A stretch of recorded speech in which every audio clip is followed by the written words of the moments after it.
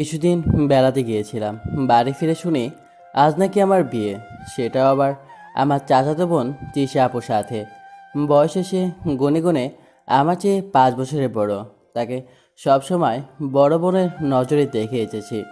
গ্রামে বড় হওয়া, সহজ সরল ও লাজুক স্বভাবের ছেলে আমি। আমার চাচা তার পরিবার নিয়ে শহরে থাকেন। তিনি সরকারি উচ্চপদস্থ একজন কর্মকর্তা। তাদের সাথে আমাদের মানায় না। ওনারা বাড়িতে আসলে আমি ঘর থেকে বেরই হতাম না, ভয় ও লজ্জায়। আসলে তারা শহরের ভাষায় অনেক সুন্দর করে কথা বলতো, আর আমরা তো গ্রামের ভাষাতেই কথা বলতে অভ্যস্ত। তাই সংকোচ লাগতো কি বলতে, যে কি বলে ফেলি। তাদের বেশভূষা অনেক উন্নত, কিন্তু আমাদের বেশভূষা তাদের মতো ছিল না।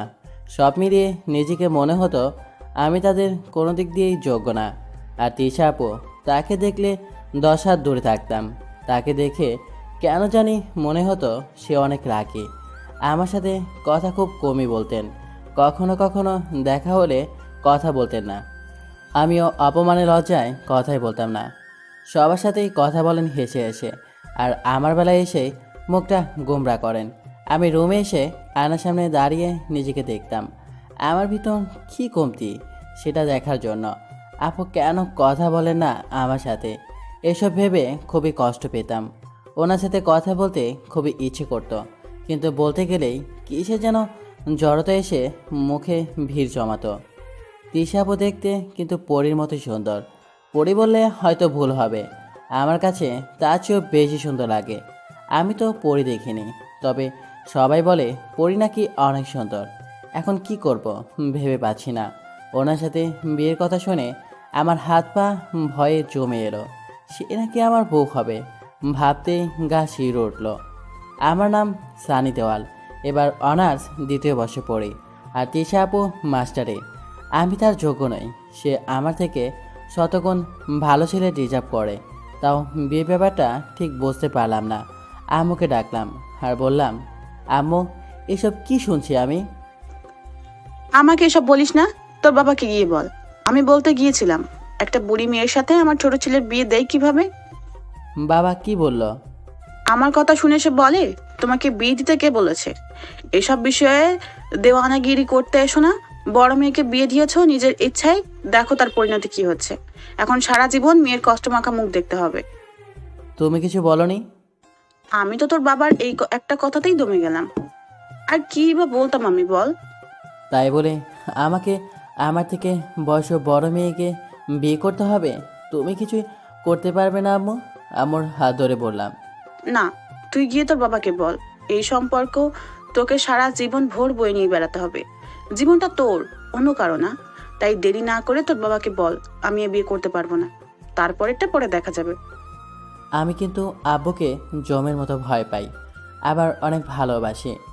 বাবা বুঝি আমাদের কথোপকথন শুনতে পেয়েছে, তাই তিনি গলা ঘাসা দিয়ে ভিতরে ঢুকলেন। আমিও ভয়ে জড়সড় হয়ে গেলাম। আব্বু এসে আমার পাশে বসে আমার মাথায় হাত বুলিয়ে দিয়ে বললেন, তোমার মতামত না নিয়েই আমি অনেক বড় একটা সিদ্ধান্ত নিয়েছি। এরপর বাবা আমার হাত দুটি তার হাতের মাঝে রেখে বললেন, আমাকে ফিরিয়ে দিও না। আজ এক পিতা তার সন্তানের কাছে পিতা হওয়ার অধিকার নিয়ে কিছু চাইতে এসেছে। তুমি কি আমার সে চাওয়াকে সম্মান করতে পারবে? তাই বলে বয়সে বড় মেয়েকে আর এখন বিয়ে? আমি কি তোর জন্য এমন সিদ্ধান্ত নিয়েছি যে যাতে তোমার খারাপ হতে পারে? আর 2-3টা বছর পরে বিয়ে তো করতেই হবে। আগে করলে সমস্যা কি? আমার কাছে এর কোনো যুক্তি নেই, তাই রাজি হওয়া ছাড়া উপায় নেই। আপনি যেমন চাইবেন তেমনই হবে। এর বেশি কিছু বলতে পেলাম না। ভয়ে নাকি ভালোবাসার কারণে বুঝতে পেলাম না। বাবা বললেন, তৃষা অনেক ভালো মেয়ে। আমি মনে মনে বললাম, তোমার কাছে তো ভালো মেয়ে হবেই, কারণ সে যে তোমাকে অনেক পছন্দ করে। কিন্তু আমাকে আমাকে তো করে না। যখন বিয়ে বাড়িতে পৌঁছালাম তখন দেখলাম মাত্র কয়েকজন মানুষ। বাড়ি সাজানো হয়নি। আমার সব স্বপ্নগুলো ভেঙে চুরমার হয়ে গেল। আমি এইভাবে বিয়ে করতে চাইনি, বড় করে অনুষ্ঠান করে করতে চেয়েছিলাম। একেবারে সাদামাটাভাবে বিয়েটা হলো। চাচিকে দেখলাম কেমন যেন মুখ ভার করে আছে। সম্ভবত ওনার এই বিয়েতে মত নেই, না থাকারই কথা। আমার মতো অযোগ্য ছেলের সাথে কোনো মা তার মেয়েকে বিয়ে দিতে চাইবে না। কিন্তু বাবা চাচা অনেক খুশি। এখন চিন্তার বিষয় হলো তিশা কি বিয়ে মানবে নাকি না, আর বাবা আর চাচা বিয়েটা কেন দিচ্ছে। যদি তিশা পরে না মানে তখন তো সবাই কষ্ট পাবে। বাইরে দাঁড়িয়ে আছি, ভেতরে যেতে ভয় পাচ্ছি। ভেবে পাচ্ছি না কি করব, কারণ আজ পর্যন্ত যার সাথে ভালোভাবে কথা বলিনি আজ সে আমার বউ। এমনিতেই তিশা অনেক রাগী। তারপরে অনেক সাহস নিয়ে ভিতরে গেলাম। ভিতরে গিয়ে দেখলাম তিশা বিছানায় বসে আছে। কথা বলার সাহস হলো না, কিছু বলতে গিয়েও বলতে পারছি না।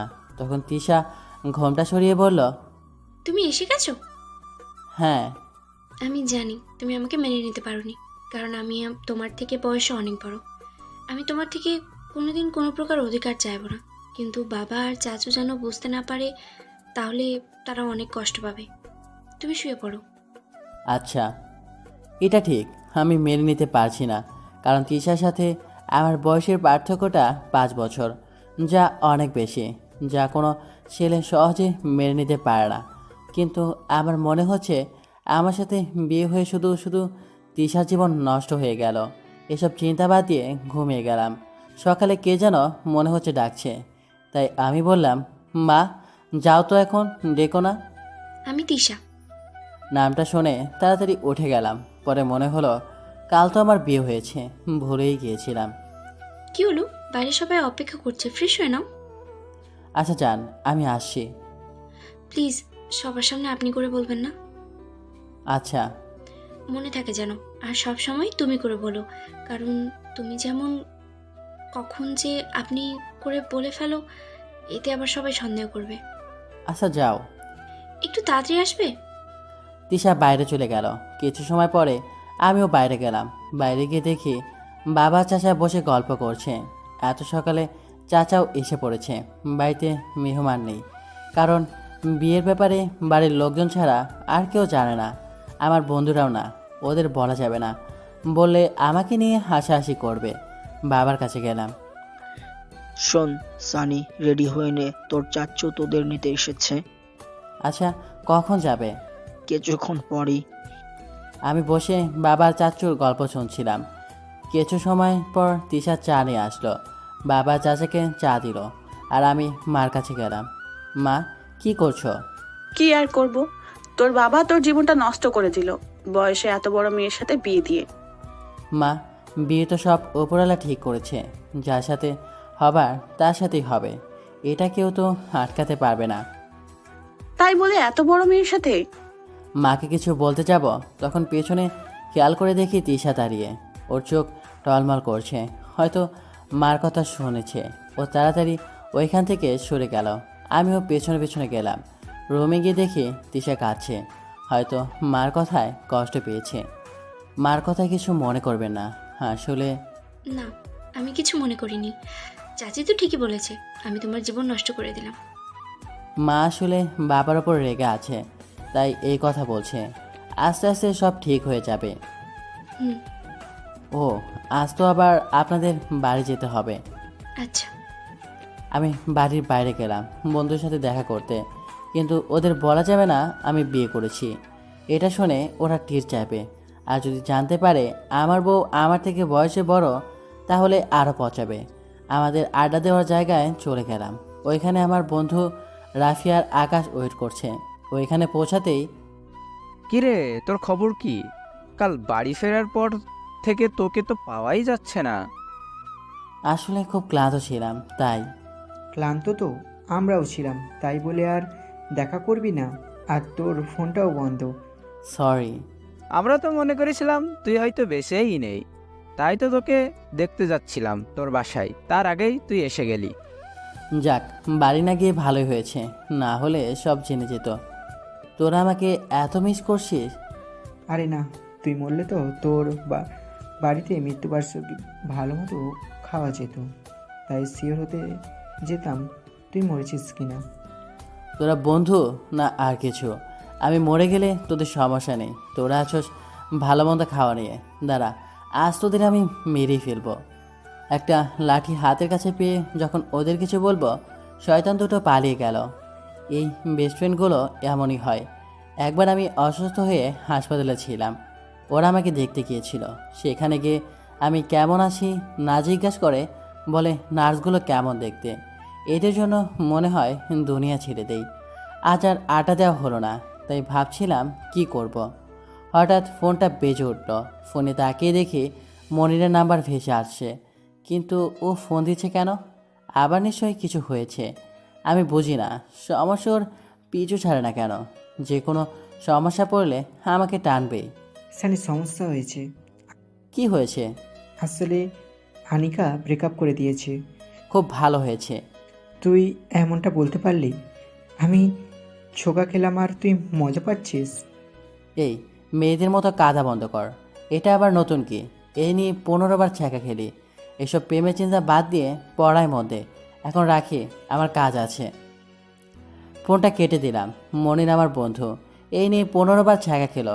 বেচারার কোনো গার্লফ্রেন্ডই টিকে না, নয় ব্রেকআপ হয়ে যায়, না হয় বিয়ে। তাই বেচারা থেমে থাকে না, নতুন কাউকে খোঁজে।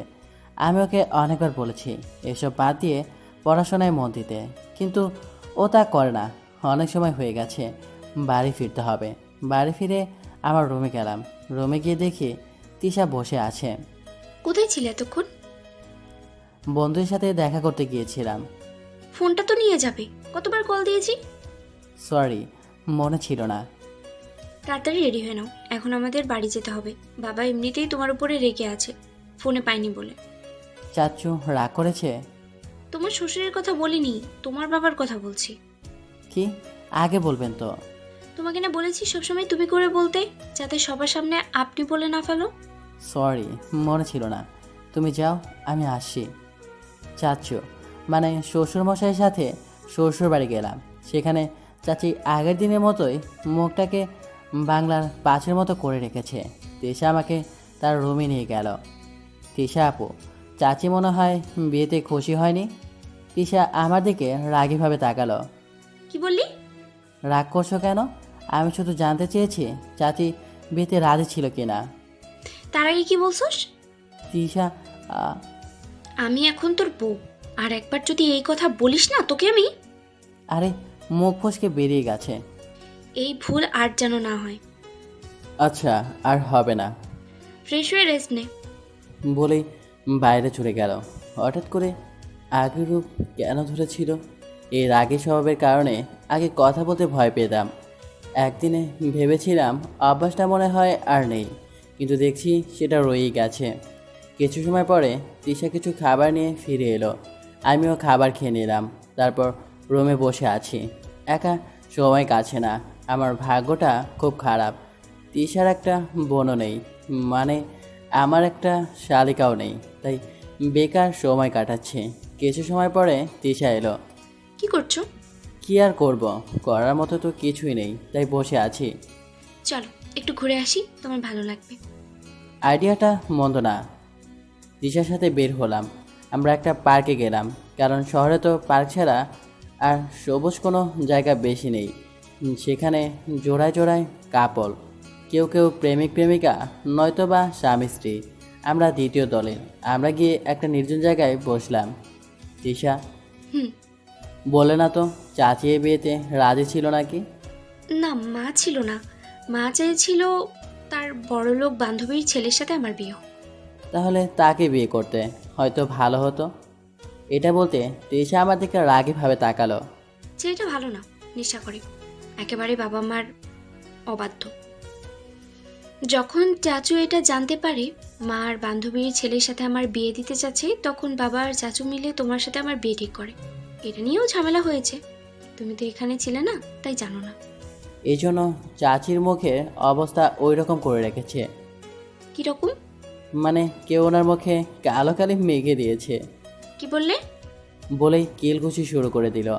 কি মেয়ে রে, কখন কি করবে কিছুই বোঝা যায় না। কিছুক্ষণ আগে নরম ছিল, আর এখন না বলাই ভালো। ভাগ্যিস একে বলিনি। আমি একে বিয়ের সময়ই মেনে নিয়েছি।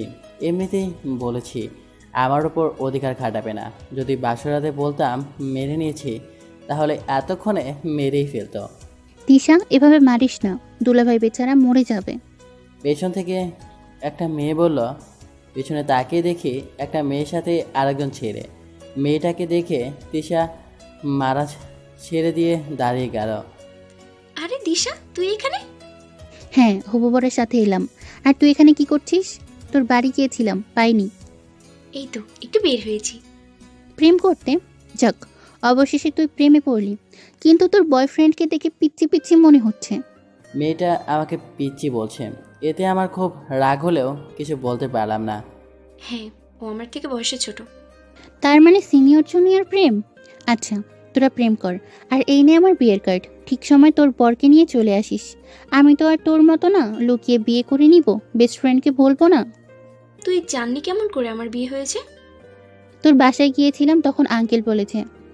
রাগ করিস না, আসলে বিয়েটা হঠাৎ করে হয়ে গেছে, তাই বাড়ির লোক ছাড়া আর কেউ জানে না। জানি, আঙ্কেল বলেছে। আর আমার বিয়ের আর মাত্র কিন্তু 15 দিন আছে। তুই তোর বরকে নিয়ে 2 দিন আগেই চলে আসবি। তোকে ছাড়া আমার কিন্তু একটুও ভালো লাগবে না। আচ্ছা, আসবো। তারপর তিশার ফ্রেন্ড তার হবু বরের সাথে আমাদের পরিচয় করে দিল।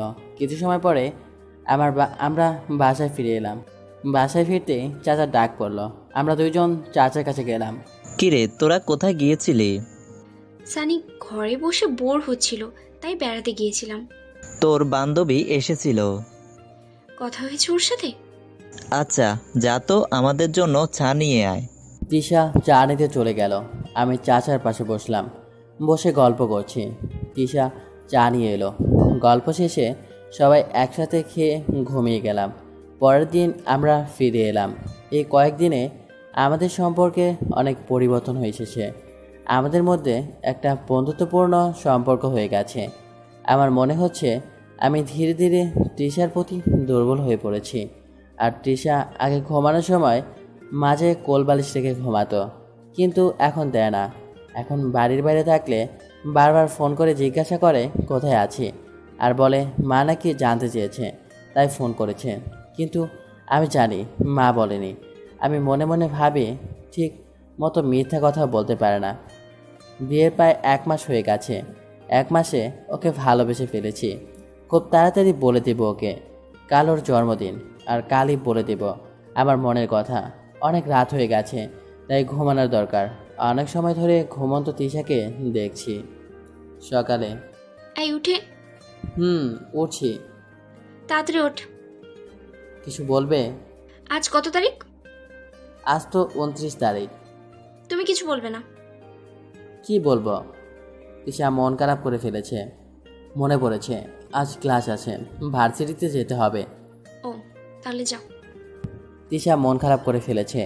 ও আশা করেছিল ওর জন্মদিনে শুভেচ্ছা জানাবো, কিন্তু আমি এমন কিছু করেছি যে আমার মনেই নেই। তাই তৃষা রাগ করে চলে গেল। কিন্তু আমি যে এইভাবে জানাবো না, আজ রাতে সব জানাবো। ফ্রেশ হয়ে দেখি চাচু, বাবা মা সবাই ওকে জন্মদিনের শুভেচ্ছা জানাচ্ছে। আজ তৃষার জন্মদিন। আমি এমন ভাব করলাম যেন কিছুই জানি না। কেন, তোর মনে নেই? না। তৃষা রাগ করে ওইখান থেকে চলে গেল। যার পর বাবাও চলে গেল।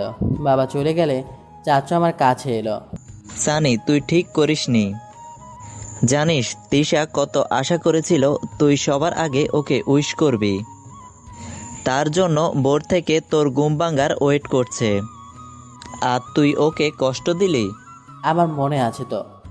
তাহলে ওকে উইশ করলি না কেন? করব, কিন্তু অন্যভাবে। তুমি বুঝবে না। আমি মার কাছে চলে গেলাম। মা, খিদে পেয়েছে। তোর খাওয়া আজ বন্ধ। কেন? আমি কি করলাম? তোর জন্য আমার বৌমাটা রাগ করেছে। মা, তোমার কিছু হয়েছে নাকি? কিছুদিন আগে তো ওকে সহ্যই করতে পারছিল না, এখন কি হলো? সেটা আগেরটা, এখন সব মেনে নিয়েছি। কি আর করার, বাড়ির সবাই তৃষার পক্ষে চলে গেছে। আমি একা হয়ে গেছি, কিন্তু আমি এতে খুশি হয়েছি। মা সব মেনে নিয়েছে, কারণ 2 দিন ধরে দেখছি মা তৃষার সাথে আগের মতোই গল্প করছে, যেমনটা আগে করত। কারণ মা তৃষাকে আগেও মেয়ের মতো ভালোবাসতো, শুধু মাঝে রাগ করেছিল। আমি সব কিছুরই প্রস্তুতি নিচ্ছি। আমার রুমটাকে ভালোভাবে সাজালাম। তৃষা সারাদিন রুমে আসেনি, তাই সহজেই করতে পেরেছি। ওকে দেখে মনে হলো অনেক রেগে আছে, তাই কথা বলার চেষ্টাও করেনি। রাতে খাবার শেষ করে আমি আগে রুমে চলে এলাম। সব কিছু ঠিক করে রুমে লাইটটা বন্ধ করে দিলাম। এখন তিশার আসার অপেক্ষা। কারো আসার আওয়াজ শুনতে পাচ্ছি, হয়তো তিশা।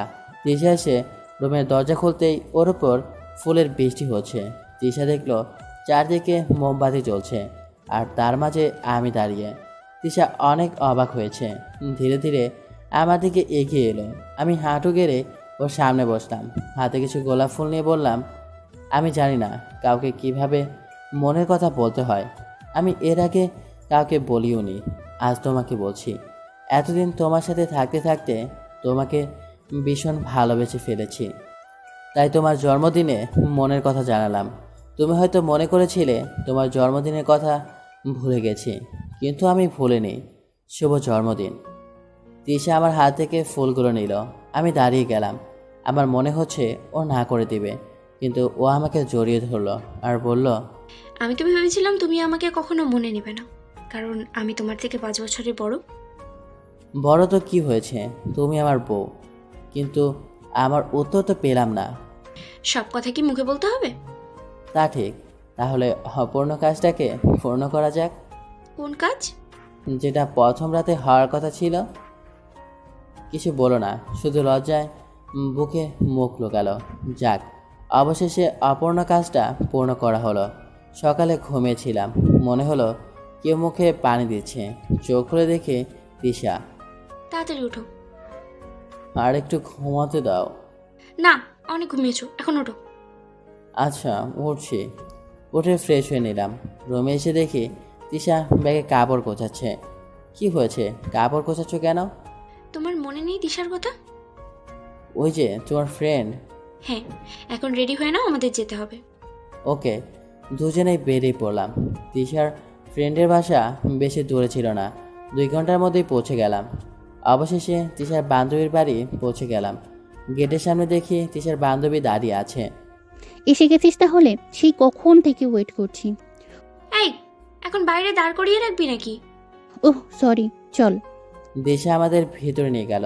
ভিতরে কিছু মেহমান, বিয়ে, তাই আসা শুরু হয়ে গেছে। দিয়ে আমাদের ছাদে নিয়ে গেল। সেখানে কয়েকজন পুরুষ আর মহিলা বসে আছে। মা দেখো কে এসেছে। কে? তিশা এসেছে। আরে তিশা, এতদিন পর? দিশার বিয়ে না থাকলে মনে হয় আসতিস না। আমাদের তো আপন ভাবিস না, তাহলে দেখা না করে থাকতে পারতিস। আন্টি, আসলে সময় হয়নি, তাই আসা হয়নি। এখন তোকে বেশি প্রয়োজন, তোর বান্ধবীর বিয়ে, তোকে তো থাকতেই হবে তার সাথে। আর এটাকে দিয়ার মা আমাকে দেখিয়ে বলল। বলার সাথে সাথে তিশা মাথা নিচু করলো, সম্ভবত লজ্জায়। আর দিয়ার মা উত্তরের জন্য অপেক্ষা করছে। মা তুমি জানার পরেও বেচারিটাকে কেন লজ্জায় ফেলছো? তাহলে এটাই তিশার স্বামী, কিন্তু দেখতে বাচ্চা মনে হয়। মা আমি তাহলে ওদের রুম দেখিয়ে দেই। আচ্ছা, নিয়ে যা। দিশা আমাদের একটা রুম দেখিয়ে দিয়ে গেল, বলল ফ্রেশ হয়ে নিতে। দিশা যেতেই আমার এখানে আসা ঠিক হয়নি। কেন? দেখো না, সবার সামনে আন্টি আমাকে বাচ্চা বলল। বাচ্চাকে বাচ্চা বলবে না তো কি বলবে? আমি বাচ্চা? না তো কি? দাঁড়াও, দেখাচ্ছি। দিশাকে টান দিয়ে কাছে আনলাম আর ঠোঁটের সাথে ঠোঁট লাগিয়ে দিলাম। 1 মিনিট পর ফ্রেশ হয়ে নিতে বলেছি, প্রেম করতে নয়। এটা রাতেও করতে পারবে। পেছন থেকে কেউ বলল, তাড়াতাড়ি। দিশাকে ছেড়ে দিলাম। পেছনে তাকিয়ে দেখি দিশা হাতে একটা ট্রেতে 2 প্লেট শরবত নিয়ে এসেছে। প্রেম করতে চাইলে দরজাটা লাগিয়ে দাও, এটা বিয়ে বাড়ি। তুমি এখানে? মা পাঠিয়েছে, বললো তোর বান্ধবী আর তার স্বামীর জন্য শরবত নিয়ে যা। অনেক জার্নি করে এসেছে তাই ক্লান্ত, কিন্তু এখানে তো রোম্যান্স চলছে। দিশা আমার দিকে রাগীভাবে তাকালো, আর আমি তাড়াতাড়ি ফ্রেশ হতে বাথরুমে চলে গেলাম, না হলে আমার ওপর দিয়ে ঝড় বয়ে যাবে। কিছুক্ষণ পরে বাইরে এলাম। বাইরে এসে দেখি দিশার রাগী ভাব এখনও আছে। তোমাকে আমি? আরে, আমি জানতাম নাকি তোমার বান্ধবী আসবে? দরজা লাগাতে পারলে না? মনে ছিল না। তুমি এখানে দাঁড়াও, আমি ফ্রেশ হয়ে আসি, তারপর তোমাকে দেখছি। দিশা ফ্রেশ হতে চলে গেল, আর আমিও রুম থেকে ছুটে পড়লাম, কারণ বাঘের শিকার কেউ হতে চায় না। বাইরে এসে কয়েকজনকে দেখলাম। পুরো বাড়িটা কাউকে চিনি না, তাই ছাদে গেলাম। ছাদে দাঁড়িয়ে আকাশ দেখছি। বিকাল হয়ে গেছে, 1-2 ঘন্টা পরে সন্ধ্যা হয়ে যাবে। এখন ছাদে কেউ নেই, একা দাঁড়িয়ে আছি। তিশা থাকতে ভালো হতো, কিন্তু ও যা রেগে আছে। কি করছেন? পেছন থেকে কেউ বলল, তাকে দেখি একটা মেয়ে। আপনি? আমি মিশু, দিশাপুর খালাতো বোন। আমি কিছু বলতে যাব, তখন তিশা এসে হাজির। তোমাকে আমি রুমে থাকতে বললাম না? আরে তিশা আপু, কেমন আছো? ভালো, তুমি কেমন আছো? ভালো, কিন্তু উনি কে? আমার স্বামী। তোমার বিয়ে হয়ে গেছে? হ্যাঁ, চল। তিশা আমাকে টানতে টানতে নিচে নিয়ে এলো, রুমে এনে দরজা লাগিয়ে দিল। আমার মনে হলো আজ আমি শেষ। মেয়েদের সাথে তোমার কি? ওখানেই তো একজনই ছিল, তাহলে 1.5 বছর কেন? শোনো, এটা বিয়ের বাড়ি, এখানে অনেক মেয়ে আসবে। ভুল করেও কোনো মেয়ের সাথে কথা বলবে না। কেন? যা বলছি তাই করবে। যদি মেয়েরা আমার সাথে কথা বলতে চায়? তাহলেও বলবে না। আচ্ছা, তাহলে দরজা খোলো। মনে থাকে জানো। রাত হয়ে গেল, আমরা ঘুমাতে রুমে এলাম, কারণ কাজ আছে। তিশার বেস্ট ফ্রেন্ডের বিয়ে, তিশাকে ব্যস্ত থাকতে হবে। রুমে আসার পর তিশা, বলছিলাম কি, কি? মানে ওই সময় ওটা পূরণ করা হয়নি। কি? মনে নেই তোমার? না। দাঁড়াও, দেখাচ্ছি।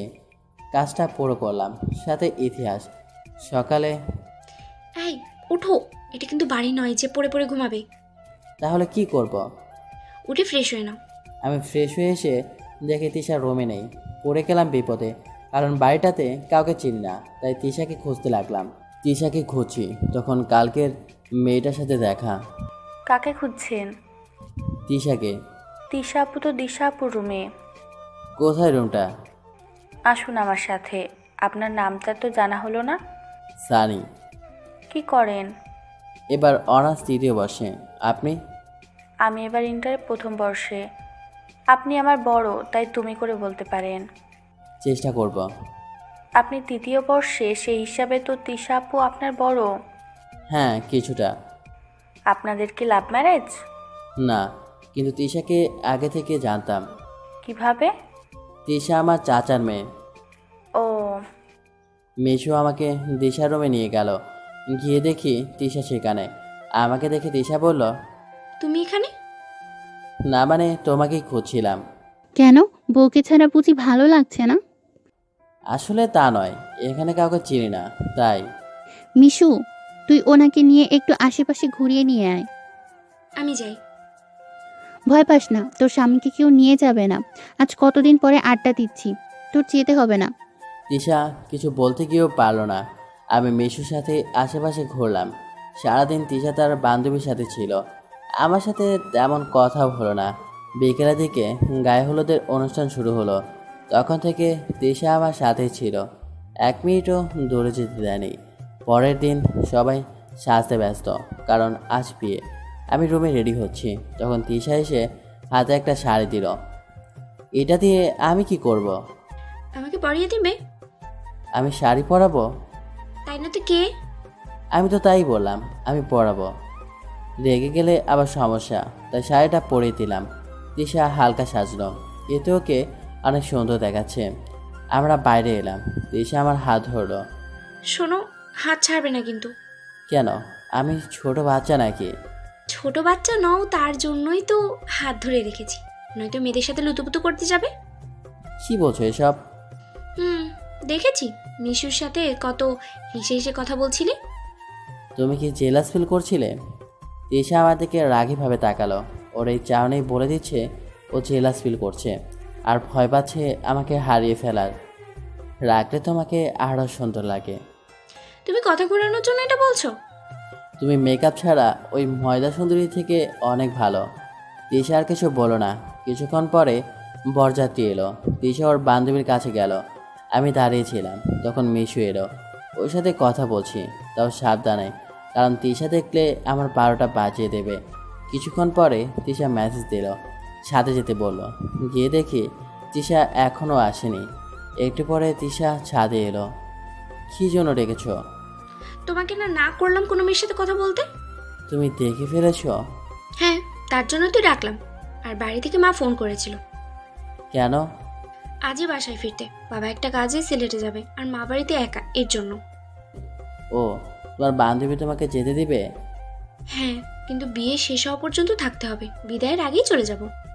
ওকে। তিশা আর আমি ছাদে বসে গল্প করছিলাম, কারণ নিচে কোলাহল। তিশা আর আমার এই কোলাহল পছন্দ নয়। ছাদে থাকা একটা বেঞ্চে বসেছিলাম। তিশা আমার কাঁধে মাথা রেখেছে। আচ্ছা, আমাদের বেবি হলে তার নাম কি রাখবে? তুমি আবার বাচ্চা নিয়ে পড়লে কেন? দিয়ার চাচাতো ভাবির একটা বেবি আছে, দেখতে কি কিউট। তো আমার যদি এমন একটা ছেলে কিউট বেবি থাকতো। তুমি চাও তাড়াতাড়ি বেবি হোক? হ্যাঁ, মা বলেছিল তুমি বেবি পছন্দ করো। হ্যাঁ, করি। বেবি থাকলে তো তুমি আর আমাকে ছেড়ে যাবে না। মানে? আমি তোমার থেকে 5 বছরের বড়, তাই যদি কোনো দিন আমাকে ছেড়ে যাও, বেবি থাকলে তার জন্য হলেও আমাকে ছেড়ে যাবে না। পাগলি আমাকে হারানোর ভয় পায় হ্যাঁ। বলে 2 হাত দিয়ে আমার গলা জড়িয়ে ধরলো। ভয় পেও না, সারা জীবন আমি তোমারই থাকবো। তিশা আমাকে জড়িয়ে ধরে আছে। তখন একটা আওয়াজ আসলো।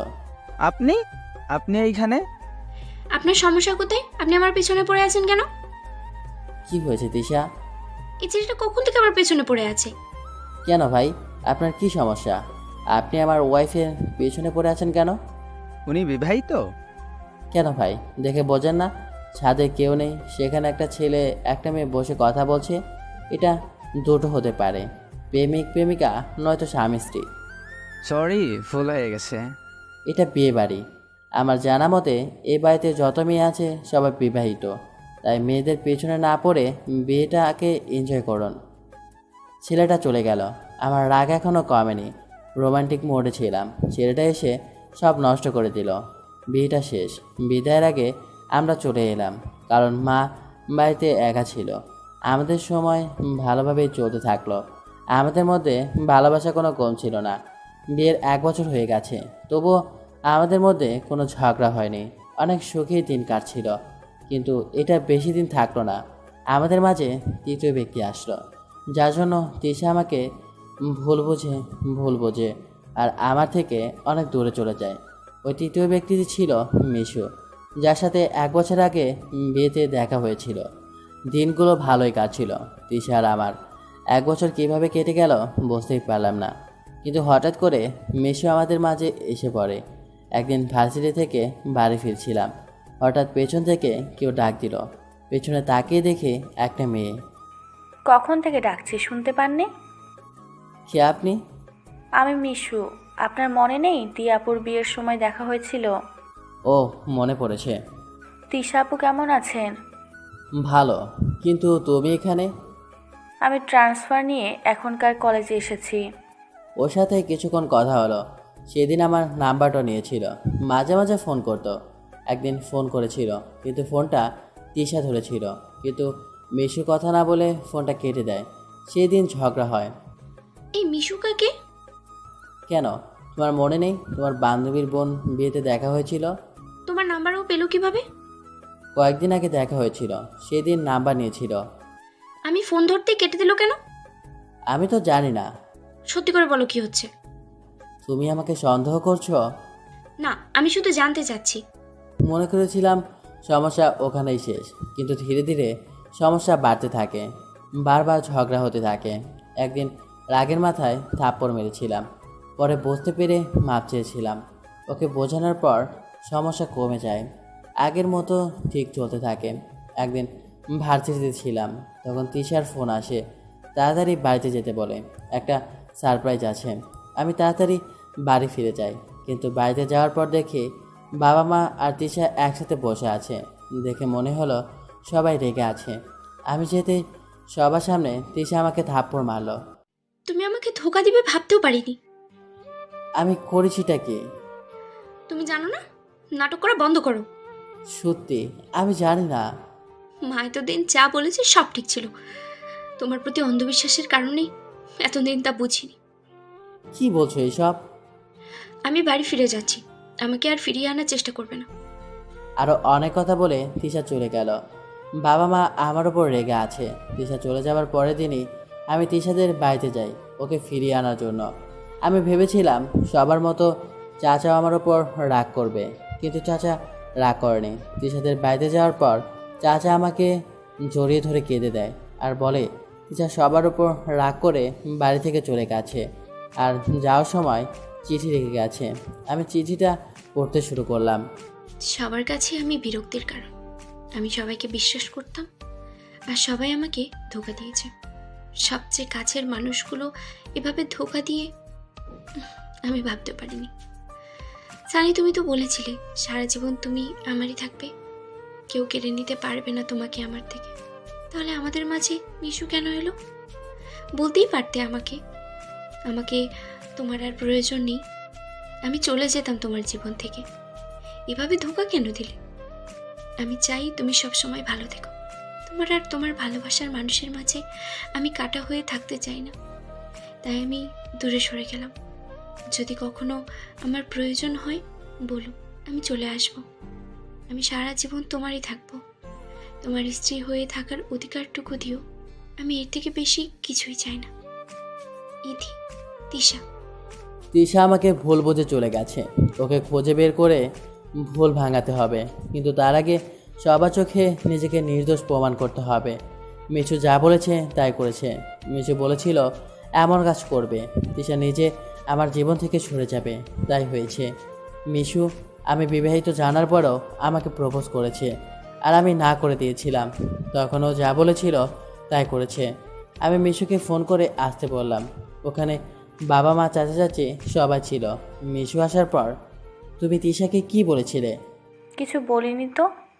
মিথ্যা বলবে না। আমি? বলার আগে থাপ্পড় দিলাম, তখন সব বলে দিল। হ্যাঁ, আমি বলেছি। কি বলেছিলে? বলেছি তুমি আমাকে ভালোবাসে আর আমার পেটে তোমার সন্তান, তাই যেন তৃষা আমাদের মাঝখান থেকে সরে যায়। কথাটা শুনে আমার রাগটা আরো বেড়ে গেল। কেন বলেছো এটা? আমি তোমাকে ভালোবাসি, কিন্তু তুমি তৃষার জন্য আমাকে গ্রহণ করছিলে না। তখন উনি বলে এইসব করলে আমি তোমাকে পাবো। সবাই অবাক হয়েছে। মিশুকে মেরে ফেলতে ইচ্ছে হচ্ছে। ওকে যখনই কিছু বলতে যাব তখন ওখানে তিশার বান্ধবী দিয়া আসে আর বলে মিশু মানসিকভাবে অসুস্থ। 6 মাস আগে একটা অ্যাক্সিডেন্টে ওর মা বাবা মারা যায়, যার কারণে ও মানসিকভাবে আঘাত পায়। আমি জানতাম না মিশুর বাবা মা মারা গেছে। এখন বুঝেছি যতবার মিশুর সাথে দেখা হয়েছে তখন আজব ব্যবহার করেছে। তখন বুঝতে পারেনি ওকে কিছু বলা যাবে না, কারণ ও অসুস্থ। ও কি করে তাই জানে না। দিয়া ওকে নিয়ে চলে গেল। কিন্তু চাচি কেন এসব করলো? তুমি এসব কেন করলে? আমি চেয়েছিলাম আমার বান্ধবীর ছেলের সাথে আমার মেয়ের বিয়ে দিতে। ওরা কত বড় লোক ছিল, কিন্তু তুমি তোমার ভাইয়ের ছেলের সাথে বিয়ে দিলে। তুমি যে ছেলের সাথে বিয়ে দিতে চেয়েছিলে ছেলেটা ভালো না। সব খারাপ স্বভাব ছিল ছেলেটার মধ্যে, আর সানি তার থেকে ভালো। কত সুখে ছিল তিশা, সানিকে নিয়ে ভালো ছিল, কিন্তু তুমি নিজে তোমার মেয়ের সংসার নষ্ট করে দিলে। চাচি আপনি এটা কেন করলেন? তুই কি আমার মেয়ের যোগ্য ছিলিস? এখন তো খুশি হয়েছ। তুমি ওদের আলাদা করতে চেয়েছিলে, করেছ। তোমার জন্য আমার মেয়েটা বাড়ি ছেড়ে চলে গেছে। আমরা তিশাকে খোঁজার কাজে লেগে পড়লাম। চাচি এখন তার ভুল বুঝতে পেরেছে, কিন্তু এখন বুঝে লাভ কি? সব থেকে বড় ক্ষতি করে। চাচা এখন চাচির সাথে কথা পর্যন্ত বলে না। আমি তিশাকে খুঁজে চলছি, কিন্তু কোথাও খুঁজে পেলাম না। তাহলে কি কোনোদিন ওকে খুঁজে পাবো না? 5 বছর পর আজও তিশাকে খুঁজে পায়নি। অভিমান করে কোথায় চলে গেছে আজও জানতে পারেনি। আজও তিশাকে আর আমাদের সন্তানকে খুঁজে চলেছি। 5 বছর আগে যেদিন তিশা আমাকে সারপ্রাইজ দেওয়ার জন্য ডেকেছিল, সেই সারপ্রাইজটা ছিল তিশা মা হতে চলেছে। কিন্তু সেদিন উল্টাপাল্টা হয়ে গেল। আমি খবরটা জানতে পারি তিশা চলে যাওয়ার 7 দিন পর, যখন আমি আলমারি চেক করছিলাম। সেখানে এই কাগজটা ছিল। আমার পড়াশোনা শেষ, এখন একটি কোম্পানিতে ম্যানেজার হিসেবে আছি। সকালে মা আমি অফিসে গেলাম। সাবধানে যাস। বেরিয়ে পড়লাম অফিসের জন্য। অফিসে পৌঁছানোর পর কেবিনে বসে কাজ করছিলাম, তখন বস ডেকে পাঠালো। স্যার আপনাকে ডাকছে। ও চাচা, কেমন আছেন? ভালো, আপনি? চাচা আপনাকে বলেছি না আপনি করে বলবেন না। আমি আপনার ছেলের বয়সী। ছেলেকে কেউ আপনি করে বলে আমার নাম ধরে ডাকবেন। সবাই স্যার ডাকতে বলে আর তুমি নাম ধরে ডাকতে বলো। আমি সবার মতো না। আচ্ছা যাই, দেখি স্যার কি বলে। আমি স্যারের রুমে গেলাম। স্যার আসতে পারি? ইয়াস কাম। ডেকেছিলেন? হ্যাঁ, আপনাকে একটা প্রজেক্ট কাজে সিলেট যেতে হবে। আমি যেতে পারবো না, আপনাকে একা যেতে হবে। ওখানে অফিসের দায়িত্ব আপনার যতদিন না প্রজেক্ট শেষ হয়। ওকে। আমি আমার কেবিনে চলে এলাম। স্যারের কথায় রাজি হলাম, কারণ সিলেট গেলে তৃষাকে খুঁজতে পারবো। কারণও বলেছিল ওর সিলেটের চা বাগান দেখার ইচ্ছে আছে, যদি ওখানে পাওয়া যায়। অফিস থেকে লাঞ্চ টাইমে ছুটি পেয়ে গেলাম, কারণ সিলেটে যাওয়ার জন্য জিনিস গোছাতে হবে। আমি বাড়ি পৌঁছে যখন কলিং বেল বাজালাম, তখন মা দরজা খুলে দিল। আর অবাক হলো, কারণ কোনো দিন এত আগে আসেনি। কি রে, আজ এত তাড়াতাড়ি চলে এলি? অসুস্থ নাকি? না, গোছগাছ করতে হবে এর জন্য। মানে? আগে ভিতরে যেতে দাও, তারপর বলি। আয় ভিতরে আয়। বাবা কোথায়? ভিতরে যাওয়ার পর। একটু বাইরে গেছে, এক্ষুনি এসে পড়বে। তাহলে বাবা আসলে একসাথে বলি। আমি ফ্রেশ হয়ে আসি। আমি ফ্রেশ হতে চলে গেলাম। ফ্রেশ হয়ে এলাম, বাবাও এসেছে। একসাথে লাঞ্চ করা শুরু করলাম। বাবা, আমাকে অফিসের কাজে সিলেট যেতে হবে।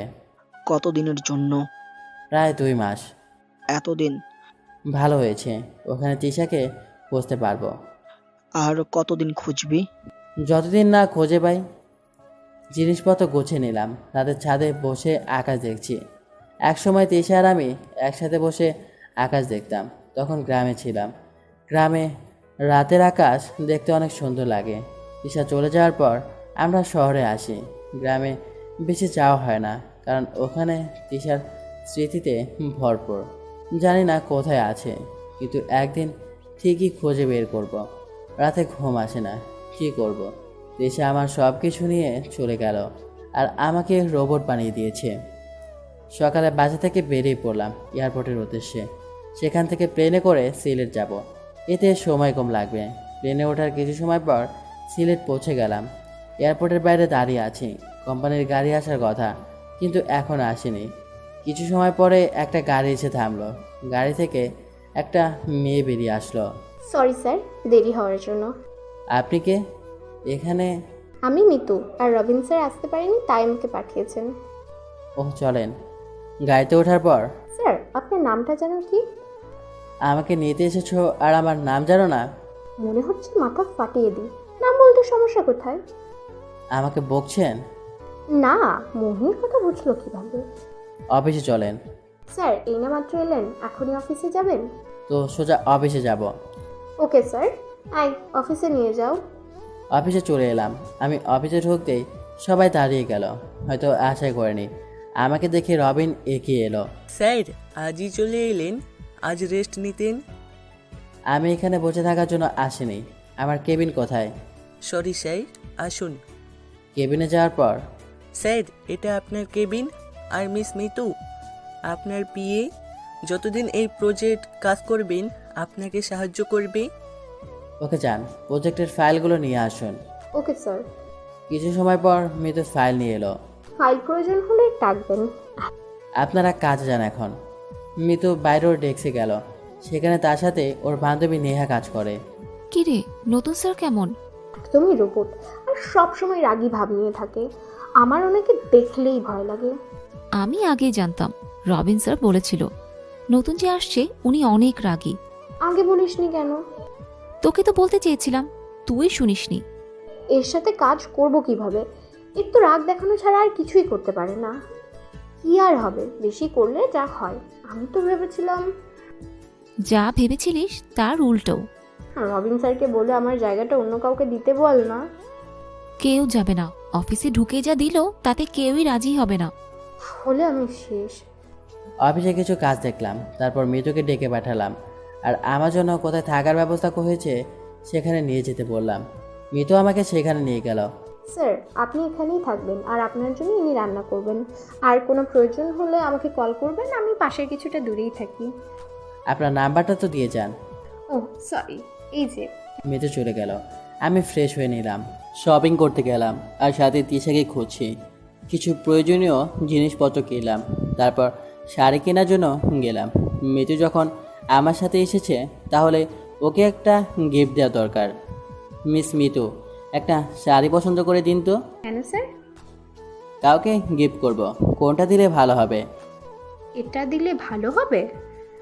ওকে চলুন। শাড়িটা কিনলাম। শপিং করা শেষে যখন বেরিয়ে যাচ্ছি তখন রিপা মানে মিতুর ভাবির সাথে দেখা। মিতু, শপিং শেষ? হ্যাঁ ভাবি। ইনিই তোমার বস? হ্যাঁ স্যার, আমার ভাবি। আর বাকিদের তো চেনেনি। হ্যালো। আপনার সাথে দেখা হয়ে ভালো লাগলো। আমারও। কাল জিসানের জন্মদিন, প্লিজ আসবেন। আমি? তুমি আসবে না আঙ্কেল? তুমি না এলে কিন্তু আমি কেক কাটবো না। ওকে, আসবো। পাকা বড়ি, তোমার সাথে আর কেউ আসেনি? আম্মু এসেছে। তা কোথায়? একটু ওইদিকে গেছে, একটু দেরি করুন, এসে যাবে। হঠাৎ করে ফোনটা বেজে উঠল। দেখি বাবা ফোন দিয়েছে। অন্য একদিন পরিচয় হব, আজ আসি। আর মিতু, তাহলে আপনার পরিবারের সাথেই থাকুন। আর এটা আপনার জন্য। এটা তো কাউকে গিফট দিতে কিনেছিলেন। আপনার জন্যই কিনেছিলাম। আসি। আমি শাড়িটা দিয়ে চলে এলাম, তখন তিশা ওদের কাছে এলো। কি গিফট দিল রে ইসলাম? আমি তো ভেবেছিলাম স্যারের হয়তো তার গার্লফ্রেন্ডের জন্য কিনেছে, কিন্তু স্যারের মনে হয় গার্লফ্রেন্ড নেই। ইয়াহু! কি হয়েছে? মিতুর বস ওকে শাড়ি গিফট করেছে। এত দূরে কি গেছে? মা, ওই আঙ্কেলটাকে আমি এর আগে কোথায় দেখেছি? আজ সকালেই তো দেখেছিস। না, তার আগে। কোথায় দেখেছো মামুনি? মনে পড়ছে না। আর একটু আগে এলে দেখা হতো। পরের দিন দেখা করবো নি। চলো শপিং শেষ করি। ওকে, চল। গাড়িতে উঠে ফোনটা ধরলাম। হ্যালো বাবা। কেমন আছিস? ভালো। নে ধর, তোর মায়ের সাথে কথা বল। কেমন আছিস? ভালো আছি মা। ঠিক মতো খাওয়া দাওয়া করছিস তো? হ্যাঁ মা, করছি। সাবধানে থাকিস। আচ্ছা মা, এখন রাখি। ফ্ল্যাটে ফিরে এলাম। সারাদিন প্রজেক্টের ফাইলগুলো দেখলাম। আর অন্যদিকে তিশারা শপিং করে বাসায় ফিরে গেল। বাসায় ফিরে যখন তিশা লিজাকে খাইয়ে দিচ্ছে, জানি মা, আমি না ওই আঙ্কেলটাকে আগে দেখেছি। কোথায় মামুনি? তাই তো মনে পড়ছে না। এবার কিন্তু মার খাবে। সত্যি মা, আমি দেখেছি। দুষ্টু মেয়ে, সবসময় দুষ্টুমি নয়। লিজা অনেকবার বলল, কিন্তু তিশা শুনল না। কারণ লিজা সবসময় দুষ্টুমি করে, তাই এটাকে দুষ্টুমি হিসেবে নিচ্ছে। রাত অনেক হয়েছে। প্রতিদিনকার মতো আকাশ দেখছি আর তিশার কথা মনে করছি। সারাদিন ব্যস্ত থাকি যাতে তিশার কথা মনে না পড়ে, কিন্তু দিনের শেষে ঠিকই তিশার কথা মনে পড়ে। হাজার চাইলেও বলতে পারি না, কারণ ওকে যে ভীষণ ভালোবাসি। আর ওইদিকে তিশা লিজাকে ঘুম পাড়িয়ে বেলকনিতে বসে আছে আর সানির ছবিটা দেখছে আর মনে মনে ভাবছে, সানি কেমন আছো? হয়তো ভালো আছো। তোমাকে যে ভীষণ মিস করি। তোমার সাথে কাটানো দিনগুলো বারবার মনে পড়ে। আমি তোমার আর আমার ভালোবাসার ফসলকে খুব সামলে রেখেছি। জানো, ওনা ভীষণ দুষ্টু, ঠিক তোমার মতো, আর আমার মতো রাগী। কেন করেছিলে ওই কাজ? কেন আমাদের মাঝে মিশু এসেছিল? না আসলে যে আমরা একসাথে থাকতাম। মা, এটা কার ছবি? তিশা তাকিয়ে দেখে ওর পাশে লিজা। তুমি ঘুমাওনি মামনি? হ্যাঁ, ঘুমিয়েছিলাম। তোমাকে না পেয়ে এখানে এলাম। এসো, আমার বুকে এসো। মা, এই ছবিটা কার? তুমি প্রতিদিন এই ছবিটা দেখলে কেন কাঁদো বলবা না মা? তিশা আর আটকে রাখতে পারল না। লিজা অনেকবার জানতে চেয়েছে ছবিটা কার, কিন্তু তিশা বলে না। কিন্তু আজ আর পারল না। এটা তোমার বাবার ছবি। হ্যাঁ, নিয়ে যাব। কি করে নিয়ে যাব? তোর বাবা হয়তো আমাকে ভুলেই গেছে, আর তোর বাবা যে একটা রাজকুমারী আছে সেটা সে জানেই না। লিজা ছবিটা ভালোভাবে দেখছে। ছবিটা দেখে চিৎকার দিল। কি হয়েছে? বাবাকে না, ওই আঙ্কেলটার মতো দেখতে, শুধু ওই আঙ্কেলটা দাঁড়িয়ে আছে আর বাবার নেই। কোন আঙ্কেল? Mitu aunty sir. ও তাই? জিশানের জন্মদিনে আসবে, তখন তোমাকে দেখাবো। ওকে চল, আমরা এখন ঘুমাই। তিশা ভাবছে ওটা কি সানি? না না, সানি কি করে হবে? বলে তো মিশুর সাথে থাকবে, হয়তো কিছুটা ওর মতো দেখতে। তা কালই তো দেখা যাবে।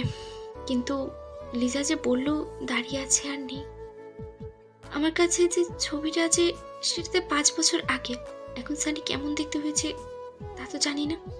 আমি তিশার সব চিন্তা বাদ দিয়ে ঘুমিয়ে গেলাম। পরের দিন মিতু আমার দেওয়া শাড়িটা পরে অফিসে এলো। মিতুর বান্ধবী নেহা এভাবে মিতুকে দেখে অবাক হয়ে গেল, কারণ এর আগে কোনোদিন মিতুকে শাড়ি পরতে দেখেনি। নেহা যতদূর জানে মিতু শাড়ি পরতে পছন্দ করে না। হঠাৎ করে শাড়ি পরতে দেখে মনে প্রশ্ন জাগলো। কি রে, তুই হঠাৎ শাড়ি পরে?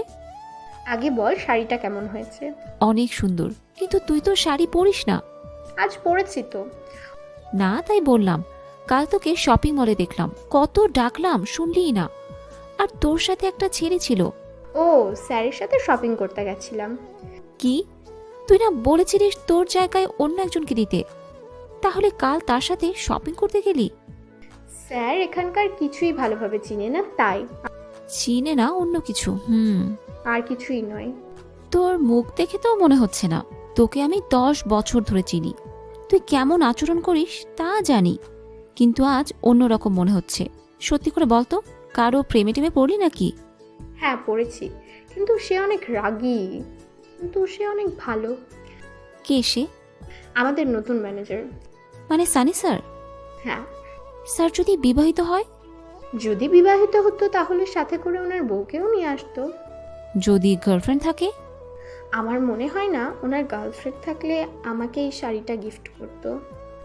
তার মানে এটা স্যার দিয়েছে? হ্যাঁ। হঠাৎ করে রবিনের আগমন। কে কি গিফট দিয়েছে? মিতুকে। আরে মিস মিতু, হঠাৎ করে আপনি শাড়ি পরে এসেছেন। এটা তো একজন গিফট দিয়েছে।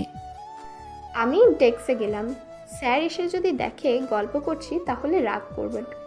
মিতু ওইখান থেকে চলে গেল। কে গিফট দিয়েছে? সানি স্যার। মানে? কাল মিতু সানি স্যারের সাথে শপিং করতে গিয়েছিল, তখন। কথাটা শুনে রবিনের উপর দিয়ে ঝড় বয়ে যাচ্ছে, কারণ রবিন মিতুকে পছন্দ করে, কিন্তু আজও বলতে পারেনি। রবিন ভাবছে মিতুকে তার মনের কথা না বলার জন্য ওকে হারিয়ে ফেলবে না তো। তখন আমি অফিসে ঢুকলাম, দেখি নেহা আর রবিন দাঁড়িয়ে কথা বলছে। কি হচ্ছে এখানে? না স্যার, কিছু না। তাহলে যে যার কাজে যান। আর মিস মিতু, ফাইলগুলো নিয়ে কেবিনে আসুন। Okay sir. মিতু ফাইলগুলো নিয়ে কেবিনে আসলো। কেবিনে আসার পর দেখলাম মিতু আমার দেওয়া শাড়িটা পরেছে। মিস মিতু, শাড়িটা আপনাকে বেশ সুন্দর লাগছে। ধন্যবাদ। বাঙালি মেয়েদের শাড়িতেই বেশি সুন্দর লাগে। আপনার শাড়ি পছন্দ? তাহলে তো রোজই শাড়ি পরে আসবো। কিছু বলবেন? না, কিছু না। আমার মিতু প্রজেক্টের কাজগুলো নিয়ে কাজ করছি, আর বাইরে রবিন কেবিনের সামনে হাঁটাহাঁটি করছে, কারণ প্রায় 2 ঘন্টা হয়ে গেছে মিতু বের হচ্ছে না। রবিন ভেতরে ঢোকার সাহস পাচ্ছে না। তখন মাথায় একটা বুদ্ধি এলো। রবিন কেবিনে এলো। কিছু বলবেন? আমি রবিনকে বললাম, স্যার প্রজেক্টের সাইট দেখতে যাবে না? ঠিক বলেছেন, আপনি অফিসটা দেখেন, আর মিস মিতু আমার সাথে চলুন। রবিনের চালে রবিনই ফেঁসে গেল। কোনো লাভ হলো না। ও ভাবছে যত তাড়াতাড়ি সম্ভব মিতুকে বলে দিতে হবে। আমি মিতুকে নিয়ে সাইড দেখতে গেলাম। গাড়িতে বসে আছি, সব গাড়ি থেমেছে, কারণ রেড লাইট চলছে। হঠাৎ তিশার মতো কাউকে দেখলাম, আর সাথে একটা বাচ্চা মেয়ে। আমি গাড়ি থেকে নামলাম। আপনি এখানে বসুন, আমি আসছি। কোথায় যাচ্ছেন স্যার? আরে বসুন, আমি আসছি। তিশা যেদিকে গেছে আমি সেদিকে গেলাম। কিছু দূর যেতে আমি তিশাকে দেখতে পেলাম। ওকে ডাক দেওয়ার আগেই ভিড়ের মধ্যে কোথায় যেন হারিয়ে গেল। আমি শিওর হলাম তিশা এই শহরে আছে, আশেপাশে কোথাও আছে। আর সাথে একটা বাচ্চা মেয়ে দেখলাম, তার মানে ওটা আমাদের মেয়ে। ভিড়ের মধ্যে খুঁজলাম, কিন্তু পেলাম না। গাড়ির কাছে ফিরে এলাম। এত তাড়াহুড়ো করে কোথায় গিয়েছিলেন? কাজ ছিল, চলুন সাইডে। ওকে। মিতুর সাথে গিয়ে কাজগুলো শেষ করে অফিসে ফিরে গেলাম। কিছুতেই মন বসাতে পারছি না। তৃষাকে যে জায়গায় দেখলাম সেখানে কি ও থাকে? ওখানে গেলে কি ওকে পাওয়া যাবে? তৃষা যেহেতু এখানে আসে সেহেতু নিশ্চয়ই কোনো চাকরি করে। কিসের চাকরি করে এটা জানতে পারলে ভালো হতো। এখন ভাবছি তৃষাকে দেখতে পেয়েছি, এটা বাড়িতে জানাবো নাকি একেবারে পেলেই জানাবো। স্যার বাসায় যাবেন না? ভাবনা থেকে বেরিয়ে এলাম, দেখি মৃদু। হ্যাঁ যাব। আপনার মনে আছে তো আজ যে আপনাকে আমাদের বাসায় ইনভাইট করেছিলাম? ভাইয়া ভাবি অনেক করে বলেছে আপনাকে নিয়ে যেতে। ওকে, আপনি যান, আমি বাসায় ফিরে ফ্রেশ হয়ে তারপর আসব। ওকে ওকে। আমি অফিস থেকে আগে শপিং করতে গেলাম, কারণ জিসানকে কিছু দিতে হবে। সাথে লিজার জন্য কিনলাম। লিজাকে কেমন যেন আপন মনে হয় ওর প্রতি এক অদৃশ্য মায়া আছে। আমার মেয়েটাও হয়তো ওই রকম হয়েছে, কিন্তু আজ তো ওর মুখ দেখতে পেলাম না। কিন্তু খুব তাড়াতাড়ি ওদের খুঁজে বের করব। বাসায় ফিরে ফ্রেশ হয়ে নিলাম। রেডি হয়ে যখন বের হব, দরজার সামনে দেখি মৃদু দাঁড়িয়ে আছে। আরে আপনি এখানে? আপনাদের বাসায় যাচ্ছিলাম। আপনাকে নিতে এলাম। ভালো করেছেন। আসলে ওইখানে একা যেতে কেমন যেন লাগছিল। চলুন তাহলে। মৃদুর সাথে ওর বাসায় গেলাম। সেখানে গিয়ে দেখি সুন্দর করে সাজানো হয়েছে, বেশি লোকজন নেই। মৃদু ওর ভাইয়া ভাবির সাথে পরিচয় করে দিল। জিসানকে ওর গিফটটা দিলাম। এখন খুঁজছি ওই পাকা বুড়িকে। তখন দেখি রাজকুমারীর মতো সেজে গুটি গুটি পায়ে লিজা আসছে। হ্যালো পাকা বুড়ি। আমি বুড়ি নই, আমি লিজা। এটা তোমার? এটা আমি কেন নিব? নিলে কি হবে? মা, কেউ কিছু দিলে নিতে না। কোথায় তোমার মা? এই এখানে আসুন, পরিচয় করিয়ে দিই। মিতু, একটু ডেকে নিয়ে আয় তো। মিতু ডাকতে গেল। যখন মিতু এসেছে, সাথে যে আছে তাকে দেখে হাত পা জমে গেল, কারণ ওটা তৃষা। আমাকেও দেখেনি। তিশা, এই হলো মিতুর বস। তৃষা আমাকে দেখে অনেকটা চমকে গেল।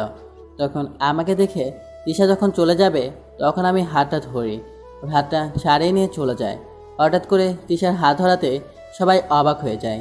আমি ওই দিকে খেয়াল না দিয়েই আমি তৃষার পিছনে গেলাম। তৃষা দাঁড়াও, আমার কথাটা শোনো। আমার কোনো কথা না শুনে তৃষা ওর ফ্ল্যাটে গিয়ে দরজা লাগিয়ে দিল। তৃষা প্লিজ দরজা খোলো, আমার কথাটা শোনো।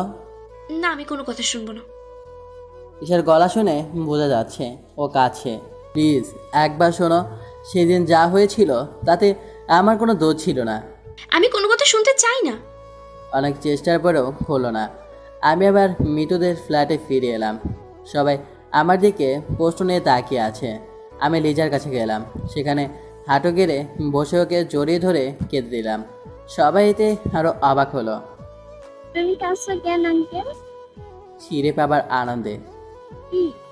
আমার রাজকুমারী তার মাকে, আর আমি তোমার বাবা। সত্যি? তোমায় জানো একদম ছবির মতো দেখতে, যেটা মার কাছে আছে। তুমি দেখেছো? মা তোমার ছবি দেখেই বলছে এটা তোমার বাবা, কিন্তু এখানে তো দাড়ি নেই। পাকা বড়ি, তখন তো আমার দাড়ি ছিল না। ওকে ছাড়ুন। পিছনে তাকিয়ে দেখি তৃষা। তৃষা তুমি এসেছো? আমি আমার মেয়েকে নিতে এসেছি। ও আমারও মেয়ে। না, লিজা শুধু আমার মেয়ে। প্লিজ তৃষা, আমার কথাটা শোনো। না, কিছু শুনতে চাই না। লিজা তৃষাকে নিয়ে গেল। মা, এটা কি আমার বাবাই? তৃষা এটা অস্বীকার করিও না প্লিজ। হ্যাঁ সত্যি? লিজা এসে আমার কোলে উঠল। বাবাই আমাকে ছেড়ে আর যাবে না তো? না মামনি। লিজা চল।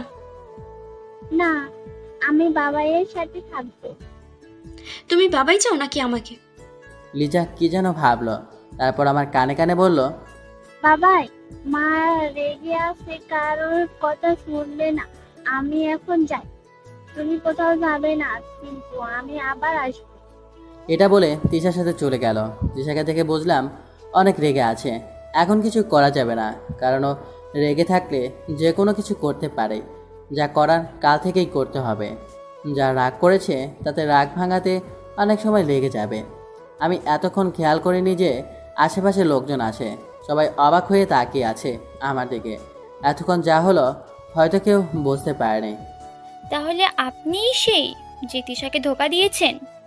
আমি তিশাকে ধোকা দেইনি, আমাকে মিথ্যা জালে ফাঁসানো হয়েছিল। মানে? সব বলবো, কিন্তু এখন নয়, আগে অনুষ্ঠান শেষ হোক। অনুষ্ঠান শেষ হলে বাড়ির লোকেরা চলে গেল। মৃত্যুর পরিবারের সবাই জানার আগ্রহ নিয়ে বসে আছে। এখন বলেন। তারপর যা হয়েছিল তাই বললাম। তাহলে এইসব হয়েছিল? হ্যাঁ। তাহলে তিশাকে বলেননি কেন? সব ভুল ভাঙানোর জন্যই তো তার বাড়ি গিয়েছিলাম, পাইনি। আমি আসার আগে রাগ করে আমার বাড়ি থেকে চলে এসেছিল, কিন্তু নিজের বাড়ি থেকে কেন চলে এসেছিল তার উত্তর আজও পাইনি। তিশা আমাকে বলেনি, শুধু আপনার সাথে যা হয়েছিল তাই বলেছে। যা হবার তা হয়েছে, এখন যখন ওকে ফিরে পেয়েছি আর হারাতে চাই না। এবার আপনাদের সাহায্য লাগবে। কি সাহায্য? তিশার রাগ ভাঙানোর জন্য।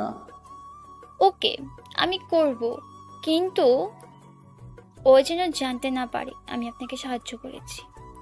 ওকে, আজ আমি আসি, কাল আসবো, আর কাল থেকে শুরু হবে। কাল সকাল 7টার আগে আসবেন। কেন? না হলে ওকে পাবেন না। আসলে ও একটা স্কুলের টিচার তো। ওকে, আমি চলে এলাম। বাসায় আসার পর হ্যালো বাবা, তিশাকে পেয়ে গেছি। কি? হ্যাঁ। কোথায়? এই সিলেটে। তুমি তাড়াতাড়ি চাচাকে জানাও। হ্যাঁ, জানাচ্ছি। আর আমরা পরশু আসছি। আর একটা কথা। কি? যখন বাড়ি চলে এসেছিল তখনও প্রেগনেন্ট ছিল। হ্যাঁ তো। তুমি দাদা হয়েছ। আমার একটা ছোট রাজকুমারী আছে। কি? আমরা খুব তাড়াতাড়ি আসছি আমাদের নাতনির জন্য। জানো বাবা, ও না ভীষণ দুষ্ট। তোমরা তাড়াতাড়ি চলে আসো। ফোনটা কেটে দিলাম। আজ আমি ভীষণ খুশি। 5 বছর পর তিশাকে খুঁজে পেলাম, কিন্তু তিশা ভীষণ রেগে আছে। আর রাগ ভাঙাবই। আর আমার সাথে ফিরিয়ে নিয়ে যাব, সাথে আমার রাজকুমারীকেও। তখন আমার চাচা ফোন। সানি, তোর বাবা বলল তিশাকে খুঁজে পেয়েছস? হ্যাঁ। আর আমি নাকি নানা হয়েছি? হ্যাঁ। কথাটা শোনার পর চাচা কেঁদে দিল, কারণ এত বছর পর মেয়েকে খুঁজে পেয়েছে। এতে যে কোনো বাবাই কেঁদে দিবে, যেমনটা আমি কেঁদেছিলাম যখন জানতে পারলাম লিজা আমার মেয়ে। আমি কালই আসছি। হ্যাঁ, এসে পড়ো। কাল থেকে শুরু হবে নতুন মিশন, তিশার রাগ ভাঙানোর। এখানে এসে তিশাকে খুঁজে পেয়েছি। সকাল 6টায় তাড়াতাড়ি ঘুম থেকে উঠে তিশার ওখানে চলে গেলাম, কারণ ওর রাগ ভাঙাতে হবে। কলিং বেল বাজাতেই দরজা খুলে দিল। আপনি এখানে কেন এসেছেন? চুম্বকের আকর্ষণে। মানে? তুমি হলে চুম্বক আর আমি লোহা। তুমি আমাকে মনে মনে ডাকলে আমি চলে এলাম। আমি আপনাকে ডাকিনি। সত্যি তো? হ্যাঁ। তাহলে তোমার মনকে জিজ্ঞাসা করো, দেখো সে কি বলে। সরো, ভিতরে যেতে দাও। তিশাকে সরিয়ে ভিতরে গেলাম। ভিতরে গিয়ে দেখি আমার রাজকুমারীটা বসে বসে খেলা করছে। আমাকে দেখে ছুটে আসলো। বাবাই, তুমি এসেছো? হ্যাঁ মামনি। জানো, তোমাকে না অনেক মিস করেছি। আমার রাজকুমারী আমাকে মিস করেছে? হ্যাঁ, জানো বাবাই, মা না তোমার তোমার ছবি। লিজা, রুমে যাও। কেন? যাও বলছি। থাক না এখানে। আর আপনি এখান থেকে প্লিজ যান। কি আর করার। লিজাকে তিশা নিয়ে রুমে গেল। তিশাকে সব কিছু বলতে হবে, কিন্তু হঠাৎ কল আসলো। অফিসে একটা সমস্যা হয়েছে, তাড়াতাড়ি যেতে হবে। তাই তিশাকে কিছু না বলেই চলে গেলাম। তিশা এসে দেখে আমি চলে গেছি, এতে আরও রেগে গেল। না বলেই চলে গেলে? চলে যেতে বলেছি বলেই কি চলে যেতে হবে? কেন জোর করলে না? তোমার তো অধিকার আছে। অফিসে মিতু মন খারাপ করে বসে আছে। নেহা সেটা দেখে মিতুর কাছে আসলো। কি রে মিতু, কি হয়েছে? সবকিছু শুরু হওয়ার আগেই শেষ হয়ে গেল। মানে? স্যার বিবাহিত, আর একটা মেয়েও আছে। তুই কিভাবে জানলি? স্যার আসলে তিশা আপুর স্বামী। এতদিন ওনাদের মধ্যে সমস্যা হয়েছিল, তাই দূরে ছিলেন। মানে তুই প্রেমের আগে ছ্যাঁকা খেলি? তখন আমি অফিসে পৌঁছাই। কি হচ্ছে এসব? আসলে স্যার। যান, কাজ করুন। আর মিস মিতু, ফাইলগুলো কমপ্লিট হয়েছে? হ্যাঁ স্যার। নিয়ে আসুন তাড়াতাড়ি। আমি কেবিনে গেলাম। বসে তিশাকে নিয়ে ভাবছি কী করে রাগ ভাঙানো যায়। মিতু ফাইলগুলো নিয়ে এলো। আমি চেক আপ করলাম। করার পর যখন মিতু চলে যাচ্ছিল তখন মিতু বলুন। তিশার স্কুলের ঠিকানাটা দিতে পারবে? সরি, তুমি করে বলে ফেললাম। আপনি তুমি করে বলতে পারেন, সমস্যা নেই। আর আমি ঠিকানা দিচ্ছি। ধন্যবাদ। তুমি রবিনকে বলো অফিসের দিকটা দেখতে। Okay sir. মিতুর কাছে ঠিকানা নিয়ে বেরিয়ে পড়লাম। রাস্তাটা চিনতে অসুবিধা হলো না। এই রাস্তায় আগেরবার তিশাকে দেখেছিলাম। আমি স্কুলের ভিতরে গেলাম, গিয়ে দেখি তিশা একটা ক্লাসে ক্লাস নিচ্ছে আর লেজা ওই ক্লাসের বাইরে খেলছে। আমাকে দেখে দৌড়ে এলো। বাবাই তুমি এখানে? আমার রাজকুমারীকে দেখতে ইচ্ছে হচ্ছিল, তাই চলে এলাম। এই নাও তোমার চকলেট। তুমি জানো চকোলেট আমার পছন্দ। আমার মামনির পছন্দ আমি জানবো না তো কে জানবে? জানো তোমার মারও চকলেট পছন্দ। তাই? মামনি, চলো তোমার মার সাথে দেখা করে আসি। যেও না, মা অনেক রেগে আছে। ওই দেখা মা ওদের শাস্তি দিচ্ছে, মানে মা রেগে আছে। সত্যি রেগে আছে, কারণ ওর ক্লাসের কয়েকজনকে দাঁড় করিয়ে রেখেছে। তাই ওখানে না গিয়ে হেডমাস্টারের ওখানে গেলাম। ওখানে গিয়ে আমার পরিচয় দিলাম, তারপর তিশাকে ডেকে দিতে বললাম। শুধু নাম বলতে নিষেধ করলাম, কারণ নাম বললে ও আসবে না। আমি ওয়েটিং রুমে বসে আছি। কিছুক্ষণ পর তিশা এলো। তিশা আমাকে দেখেনি, কারণ আমি অন্যদিকে ঘুরে আছি। হ্যালো, আমি ঘুরলাম। তুমি হ্যাঁ, তোমাকে দেখতে এলাম। এখানে কেন এসেছো? তিশা, একটু আগে তুমি করে বললে, আর এখন আপনি। আমার ইচ্ছে হয়েছে তাই বলছি। ওসব কথা বাদ দাও, আর আমার কথাটা শোনো। কি শুনবো? সেদিন যা হয়েছিল সব মিথ্যে ছিল। কি মিথ্যা সেদিন যা হয়েছিল? হ্যাঁ, সব মিথ্যে ছিল। তাই এখানে কি করতে এসেছো? তোমাকে ফিরে নিয়ে যেতে। আমি ফিরে যাব না। তিশা, সেদিন যা হয়েছিল তুমি জানো না। সব কিছু হয়েছিল আমাদের আলাদা করার জন্য। আমি আর কিছুই শুনতে চাই না। প্লিজ একবার শোনো। না, আমি কিচ্ছু শুনবো না। আর যদি বেশি করেন তাহলে কিন্তু আমি এখান থেকে চলে যাব। ওকে, ওটা বাদ দাও। তুমি তো বলেছিলে যদি কখনো তোমার প্রয়োজন হয় তোমাকে ডাকতে। আজ তোমাকে আমার দরকার। আপনি যাবেন নাকি আমি সিকিউরিটি রাখবো? কাউকে ডাকতে হবে না, আমি যাচ্ছি। আর এখন আমার কথা শোনো না, একদিন এটার জন্য আফসোস করবে। যা হয়েছিল সব মিথ্যে ছিল। আসি। আমি চলে এলাম। তিশাকে কিছুই বোঝাতে পারছি না, অনেক অভিমান করে আছে। কি করে ওর অভিমান ভাঙাবো তাই ভাবছি। আজ তো চাচুর আসার কথা। আজ কিছু ভালো লাগছে না, অফিসে যাব না। তাই গাড়ি নিয়ে বাসার জন্য বেরিয়ে পড়লাম। গাড়ি নিয়ে বাসায় ফিরছিলাম, তখন ফোন এলো। দেখি চাচু ফোন করেছে। হ্যালো চাচু, তোমার সাথে আর কে এসেছে? তো চাচিও এসেছে। ও, তোমরা ওয়েট করো, আমি আসছি। চাচা চাচিকে আনার জন্য স্টেশনে গেলাম। চাচি এখন তার ভুল বুঝতে পেরেছে, এজন্য রোজ কাঁদে। কিন্তু সেটা 5 বছর আগে বুঝতে পারলে এতগুলো সময় হারিয়ে যেত না। আমি গিয়ে পৌঁছালাম। চাচু, কেমন আছো? ভালো, তুই কেমন আছিস? এতদিন ভালো ছিলাম না, কিন্তু এখন ভালো আছি, কারণ তিশাকে পেয়ে গেছি। চাচা চাচির দিকে রাগীভাবে তাকালো। চাচা আজও চাচিকে ক্ষমা করে নেই।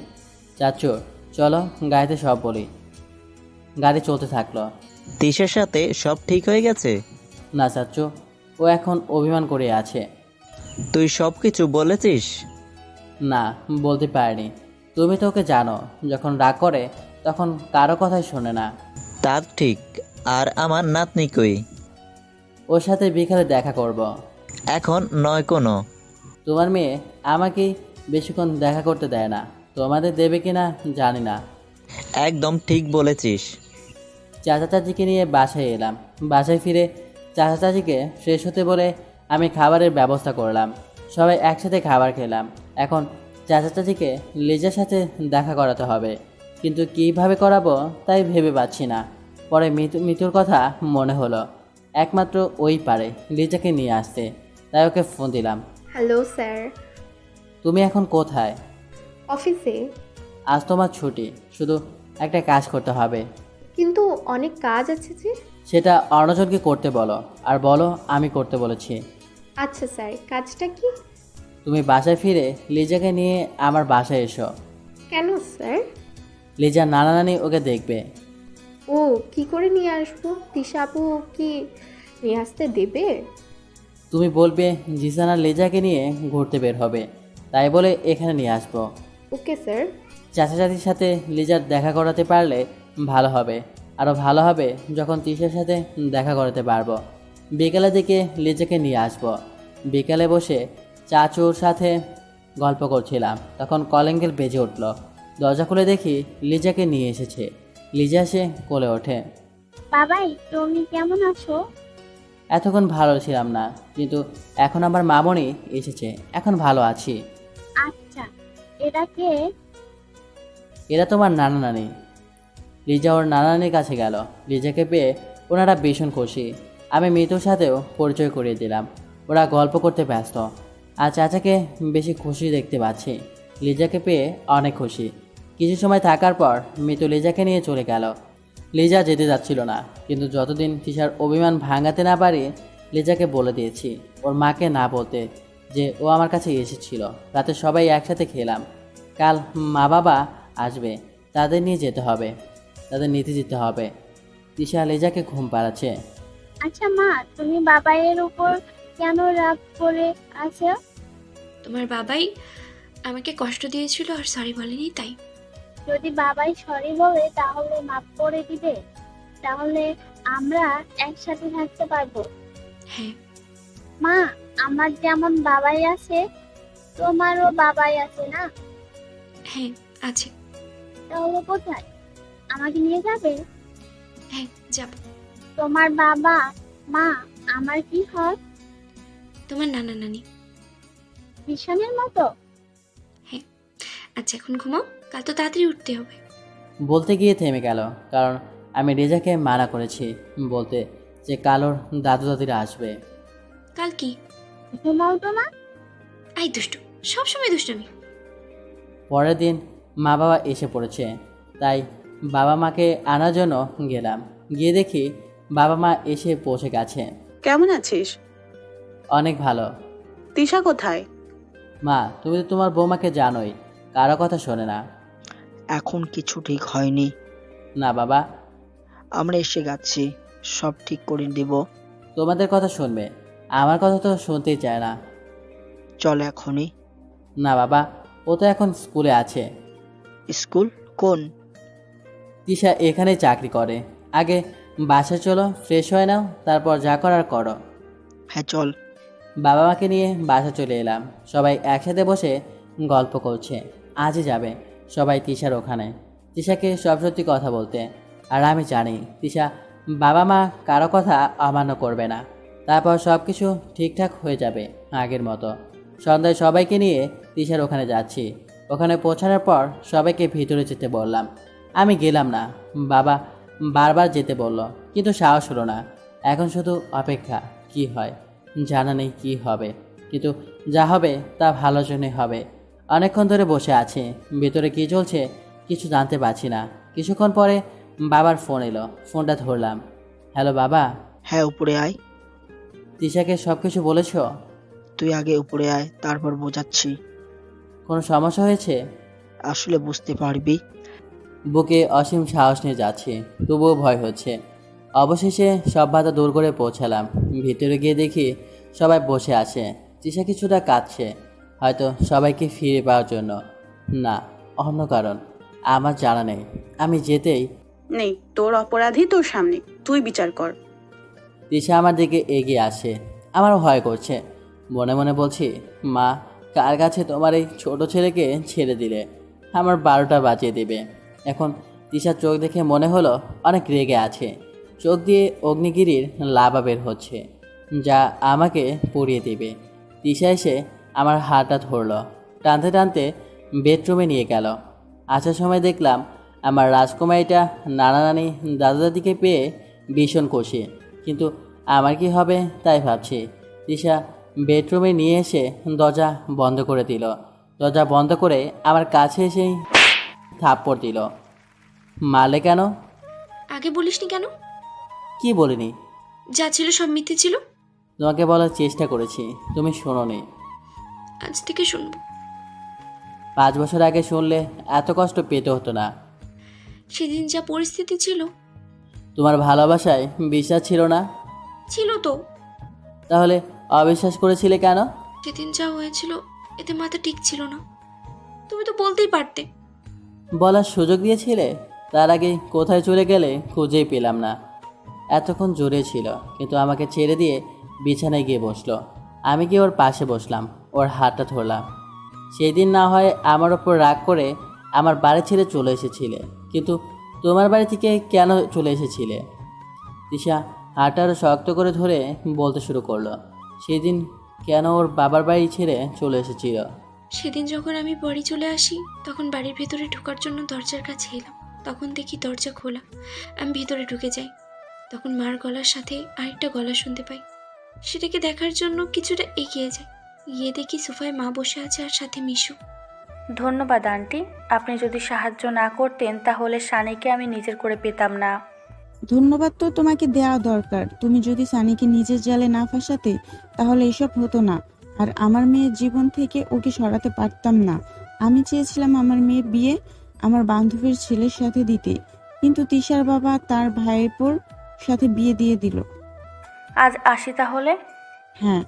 যখন জানতে পারলাম মা মিশুকে সাহায্য করেছে, আর সহ্য করতে পারিনি, তাই আমি বাড়ি ছেড়ে চলে আসি। ফিরে এলো বর্তমানে। আমি বুঝতে পারিনি মিশুর দেখানো রিপোর্টটা মিথ্যে ছিল। মিশু বলেছিল ওর পেটে তোমার সন্তান। ও বলল, আর তুমি বিশ্বাস করে নিলে?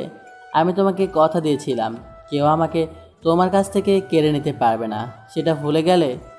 আমি বুঝতে পারিনি, প্লিজ আমাকে ক্ষমা করে দাও।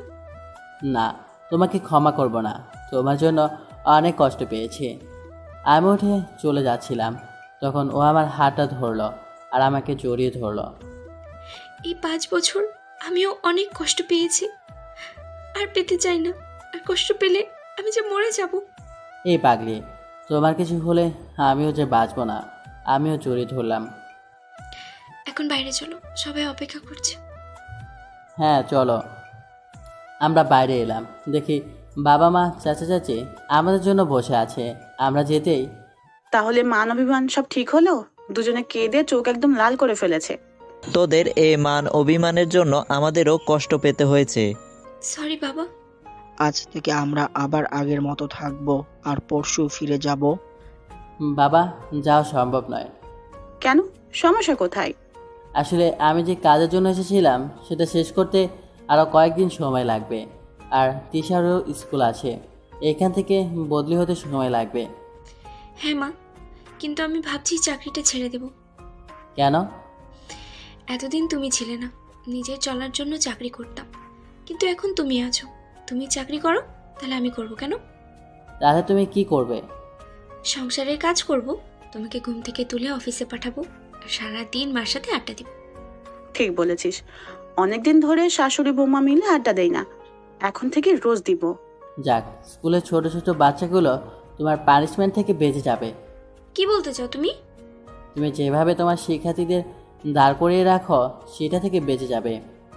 তোমাকে আমি এত সময় পরে এক হয়ে আবার ঝগড়া, এখন বন্ধ কর সব। মা বললো বলে ছেড়ে দিলাম। আমরা সবাই কথা বলছিলাম, কিন্তু চাচি চুপ করে বসেছিল। হয়তো চাচির সাথে তিশা এখনও কথা বলেনি, হয়তো এখনও রাগ করে আছে, কিন্তু আমি সব ঠিক করে দিব। মা মেয়েকে আবার মিলিয়ে দেব। তিশা এখনও ওর মার উপরে রেখে আছে, এই জন্য রাগ করে আছে। চাচির কোনো কথা বলছে না, সব কিছু করতে হবে। তিশাকে এটা বোঝাতে হবে চাচি ওনার ভুল বুঝতে পেরেছে, এর জন্য তিনি অনুতপ্ত। কি হলো, কোথায় হারিয়ে গেলে? তিশা কথায় ঘোর কাটল। হ্যাঁ সানি শোন, তুই হোটেল থেকে খাবারের অর্ডার কর, আমরা সবাই আজ একসাথে খাবো। ঠিক বলেছ, অনেকদিন ধরে সবাই একসাথে খায় না। তাহলে যা, সবার জন্য খাবার নিয়ে আয়। ওকে, আমি নিয়ে আসছি। বাবা, আমার জন্য অনেকগুলো চকোলেট আনবে। আচ্ছা মামনি, অনেকগুলো নিয়ে আসবো। আমি সবার জন্য খাবার আনতে গেলাম, সবার পছন্দের খাবার নিয়ে ফিরছি। তখন মনে হলো লিজার চকলেট নেওয়া হয়নি, সাথে তিশার জন্য নিব, কারণ লিজার মতো তিশাও পছন্দ করে। মামে একরকম হয়েছে, তাই চকলেট নেওয়ার জন্য একটা দোকানে গেলাম। সেখানে গিয়ে দেখি রবিনও আছে। আমাকে দেখে, আরে স্যার, আপনি এত রাতে এখানে? বেশি রাত হয়নি, মাত্র 10টা বাজে। এখানে এসেছিলাম বাড়ির সবার জন্য খাবার নিতে। আমি দোকানদারকে চকলেট দিতে বললাম। সেটা দেখে রবিন জানতে চাইল। স্যার, চকলেট কার জন্য? হুম। আমার মেয়ের জন্য। আপনার মেয়ে আছে? হ্যাঁ। আগে তো বলেনি, তার মানে আপনি বিবাহিত? রবিন, কেমন প্রশ্ন করো? বিবাহিত বলেই তো মেয়ে আছে। যাক, ভালো হলো। মিতুকে এবার মনের কথা বলতে পারবো। স্যার, আপনার মেয়ের বয়স কত? প্রায় 4 বছর। তার মানে আপনি অনেক আগে বিয়ে করেছেন? যখন অনার্স 2য় বর্ষে ছিলাম তখন। এত আগে? আজ আসে, বাকিটা না হয় পরেই বলবো। আমি চলে এলাম। রবিন যখন জানতে পেরেছে আমি বিবাহিত তখন খুশি হয়েছে। কারণটা আমি বুঝতে পেরেছি রবিন মিতুকে পছন্দ করে। কারণ মিতু যতক্ষণ আমার কেবিনে থাকে রবিন বাইরে বারবার ঘোরাঘুরি করে, যতক্ষণ না মিতু বের হয়। খাবার নিয়ে পৌঁছে গেলাম। গিয়ে কলিং বেল বাজাতেই তিশা দরজা খুলে দিল। এত দেরি করলে যে? চকলেট আনতে দেরি হয়ে গেছে। খাবারগুলো নিয়ে ভিতরে গেলাম। বাবাই, আমার চকলেট। এই নাও। এত চকলেট, কিন্তু এত চকলেট খেলে মা বকবে না? আমি তো আছি, আর আমি তোমার মাকে ঘুষ দেব, তাহলে তোমার কিছু বলবে না। কি দিবে? তোমার মাও চকলেট পছন্দ করে, তাই চকলেট দিলে মা কিছু বলবে না। বাবা মেয়ে কি কথা বলো এত ফিসফিস করে? না, কিছু না তো মা। বলেই দৌড়ে চলে গেল। আমি তিশার হাতে ওর জন্য আনা চকলেটগুলো দিলাম। মনে রাখার জন্য ধন্যবাদ। আমার ধন্যবাদে তো হবে না, চকলেটের বদলে আমাকে অন্য কিছু দিতে হবে। কি? যা আগে রোজ সকালে একটা করে দিতে। তুমি না, চলো সবাই বসে আছে। সবাই একসাথে খেলাম। খাওয়ার পর সবাই খুব ক্লান্ত, ঘুমিয়ে পড়া দরকার। কিন্তু তিশার ফ্ল্যাটে বেডরুম মাত্র 2টো, তাই বাবা মা আর চাচা চাচি আমার ফ্ল্যাটে চলে গেল। আজ অনেক সময় পর আমরা একসাথে হয়েছি। লিজা ঘুমিয়ে গেছে, ওকে বিছানায় শুয়ে আমরা বেলকনিতে বসে আছি বললে ভুল হবে। বেলকনিতে থাকা বসার জন্য যে জায়গাটা, সেটাতে আরামে ঘুমানো যাবে, তাই আমি কিছুটা শুয়ে আছি, আর তিশা আমার বুকের ওপর মাথা রেখে শুয়ে আছে। আমরা গল্প করছি। তুমি চাচিকে এখনো মাফ করতে পারোনি? যা হয়েছিল সব তো মার জন্যই হয়েছিল। যা হয়েছে সব আমাদের ভাগ্য ছিল। চাচি ওনার কাছে অনুতপ্ত। তুমি চলে আসার পর উনি অনেক কেঁদেছে। প্লিজ ওনাকে মাফ করে দাও। ওকে, ভাববো। ভাবলে হবে না। তুমি খেয়াল করেছো এখানে আসার পর চাচি একটা কথা বলেনি? তুমি কাল সকালে ওনার সাথে কথা বলবে। ওকে। আচ্ছা তিশা, যদি এটা জানতে না পারতে যে আমি নির্দোষ, তাহলে কি বাকি জীবনটা আমাকে ঘৃণা করতে? আমি তোমাকে কখনোই ঘৃণা করিনি, না আর করবো। তাহলে সেদিন চলে এলে যে? আমি চেয়েছি তুমি সবসময় ভালো থাকো। যখন বুঝতে পারলাম তুমি মিশুর সাথে ভালো থাকবে, তাই তো চলে এসেছিলাম। তুমি কি করে ভাবলে যে তোমাকে ছাড়া আমি ভালো থাকবো? সরি, আর হবে না। হতে দিলে তো। এখন যদি বাড়ি থেকে বের হতে চাও তাহলে বেঁধে রাখবো। তাই করো। জানো তো, রাগুলে মাথা ঠিক থাকে না, এর জন্য কত সময় নষ্ট করে গেল। জানো তোমাকে কত খুঁজেছি। যখন অফিস থেকে সিলেট আসার কথা হলো তখন মনে হলো এখানেই তোমাকে পাবো। কি করে? তোমার মনে আছে তুমি বলেছিলে সিলেটের চা বাগান দেখা তোমার খুব ইচ্ছা? হ্যাঁ। তখন মনে হলো এখানেই তোমাকে পেতে পারি, আর দেখা এখানেই পেয়ে গেলাম। অনেক রাত হয়ে গেছে, ঘুমাতে হবে। হ্যাঁ, ঠিক বলছো। অনেকদিন ধরে তোমার বুকে মাথা রেখে ঘুমাই না, আজ ঘুমাবো। ঘুমিয়ে গেলাম। সকালে আবার সবাই এলো। সবাই অনেক মজা করছে, কিন্তু চাচি এক জায়গায় বসে আছে। আমি তিশাকে চাচির কাছে নিয়ে গেলাম। তিশা চাচির মাঝে অভিমানের বালাটা শেষ করে দিলাম। একজন আরেকজনকে জড়িয়ে ধরে অনেক কাঁদল। মা মেয়ের মাঝে অভিমানের পালাটা শেষ হলো। অফিস থেকে ছুটি নিয়েছিলাম। পরিবারের সবাই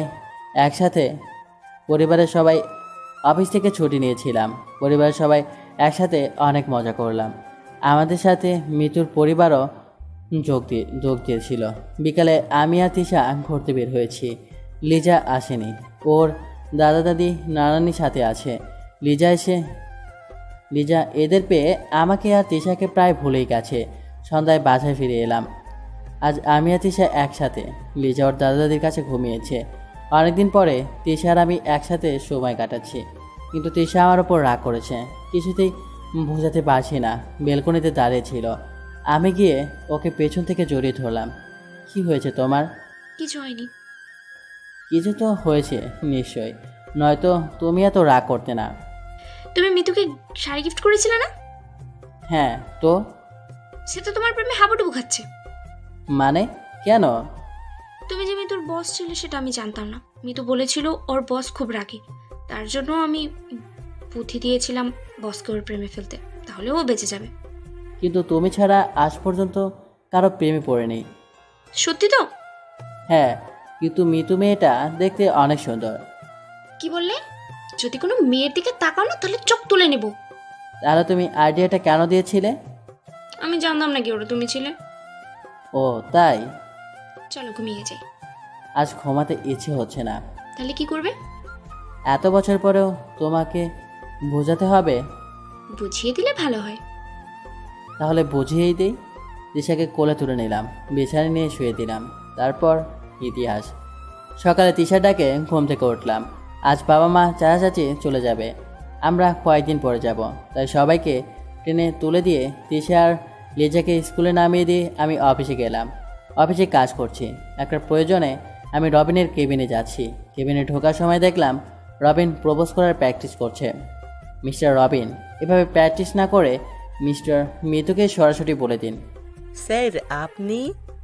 হ্যাঁ, আপনার কাছে প্রয়োজন ছিল, তাই আপনার কেবিনে আসলাম। আমাকে ডাকলেই পারতেন, আমি আপনার কেবিনে আসতাম। আমি যা বলছি তাই করেন। কি স্যার? ওই মিস মিতুকে আপনার মনের কথা বলে দিন, যা অনেক দিন ধরে বলার চেষ্টা করছেন। না স্যার, ওইসব কিছুই না। মিস্টার রবিন, আমি ওই সময় পার করে এসেছি, তাই অন্যর হাবভাব দেখলেই বুঝতে পারি। সত্যি বলে দেব?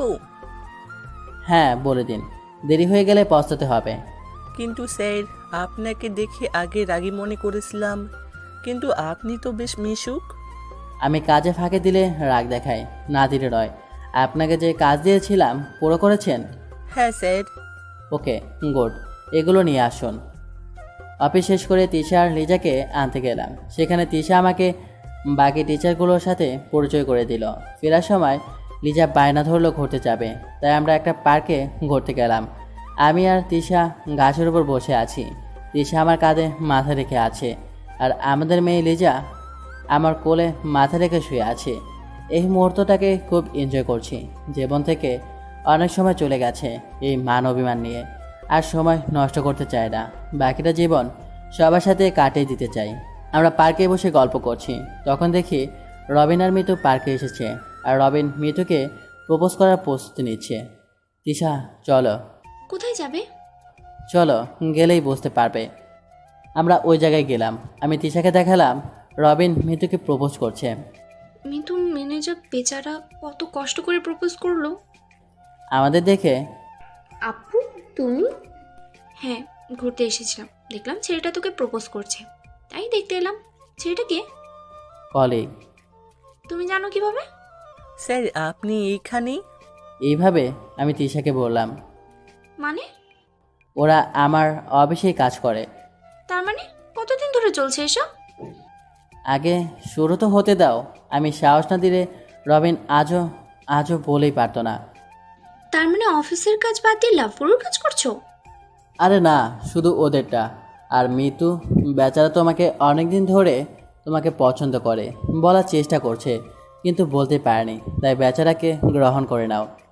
রবিন আর মিতুর ব্যাপারটা শেষ করে আমরা ফিরে এলাম। কয়েকদিনের মধ্যে সব কাজ শেষ করে নিলাম। তিশা ওর চাকরি থেকে রিজাইন করে নিয়েছে। আমি বলেছিলাম চাকরিটা করতে, কিন্তু করো না। এবার বাড়ি ফেরার পালা। রবিন আর মিতুর বিয়ে ঠিক হয়েছে, খুব তাড়াতাড়ি ওদের বিয়ে। এখানে আবার আসতে হবে ওদের বিয়েতে। মিতুর পরিবারের সবার কাছ থেকে বিদায় নিয়ে চলে এলাম ট্রেন স্টেশনে। আমি ফ্লাইটে যেতে চেয়েছিলাম, কিন্তু তিশার ইচ্ছায় ট্রেনে করে যাবে। আমরা পাড়ি জমালাম আসল ঠিকানায়, যেখান থেকে গল্প শুরু হয়েছিল। আমার না কেমন যেন লাগছে। কেমন লাগছে? এই 5 বছর পর বাড়ি ফিরছি, সব কিছু বদলে গেছে। আমি কি বানিয়ে নিতে পারবো? সময়ের সাথে কিছুটা পরিবর্তন তো হবেই, কিন্তু আমাদের বাড়িটা আগের মতোই আছে। আচ্ছা, আমরা এখন কোথায় যাব? গ্রামের বাড়িতে, ওখানেই কিছুদিন থাকবো, তারপর শহরে ফিরে আসতে হবে। কেন? আগে তো গ্রামেই থাকতাম।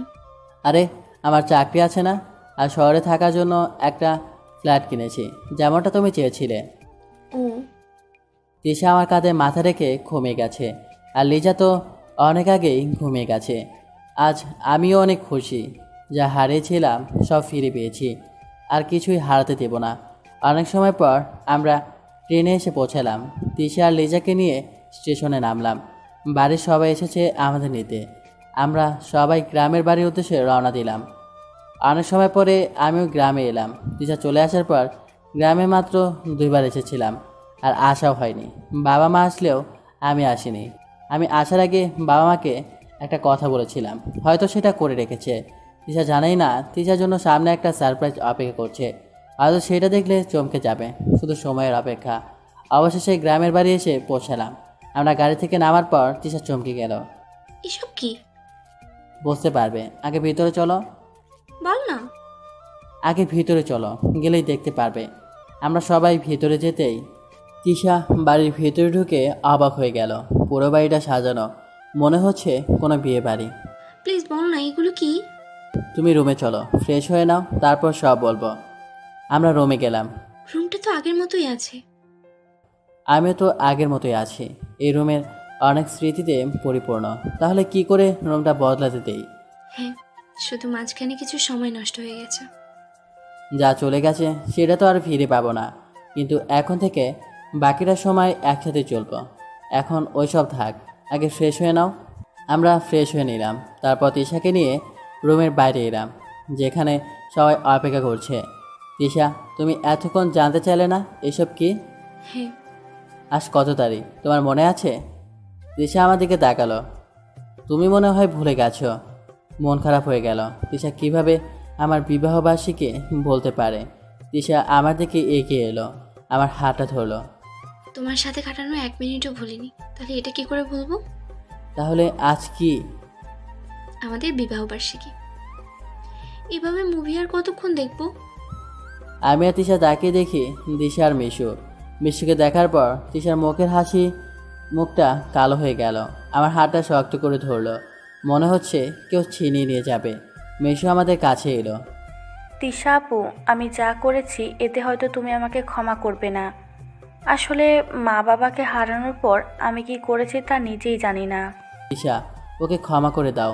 আসলে তখনও মানসিক অবস্থা ভালো ছিল না। 4 বছর মানসিক হাসপাতালে ছিল, প্রায় 1 বছর আগে সুস্থ হয়েছে। সেই দিন যা করেছিল ও নিজেই জানে না। সুস্থ হওয়ার পর যখন জানতে পারলো, তখন থেকে ও অনুতপ্ত। আমি জানতাম না ওর জীবনে এত কিছু ঘটেছে। এতদিন ওকে ক্ষমা করতে পারিনি, কিন্তু আজ সব জানার পরে ওকে ক্ষমা করে দিলাম। ক্ষমার পর্ব তাহলে শেষ, এখন কেকটা কাটা যাক।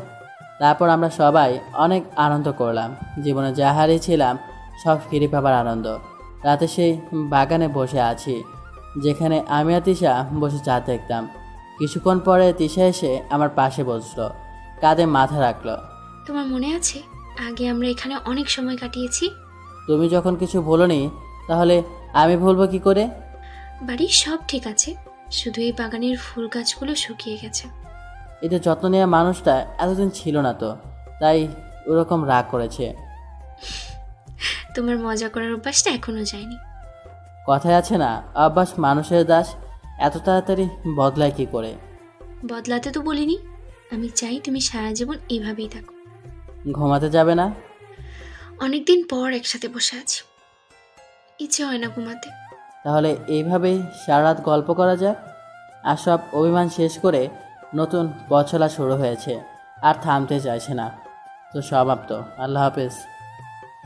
আরেকটা স্পেশাল মেসেজ, আপনারা যারা ভয়েস করতে চান তারা আমার হোয়াটসঅ্যাপ নাম্বারে নক করবেন, সেটা আমার কমিউনিটি পোস্টে দেওয়া আছে। তো যারা যারা ভয়েস করতে চান, ছেলে মেয়ে উভয়, তো হোয়াটসঅ্যাপ নাম্বারে নক করবেন।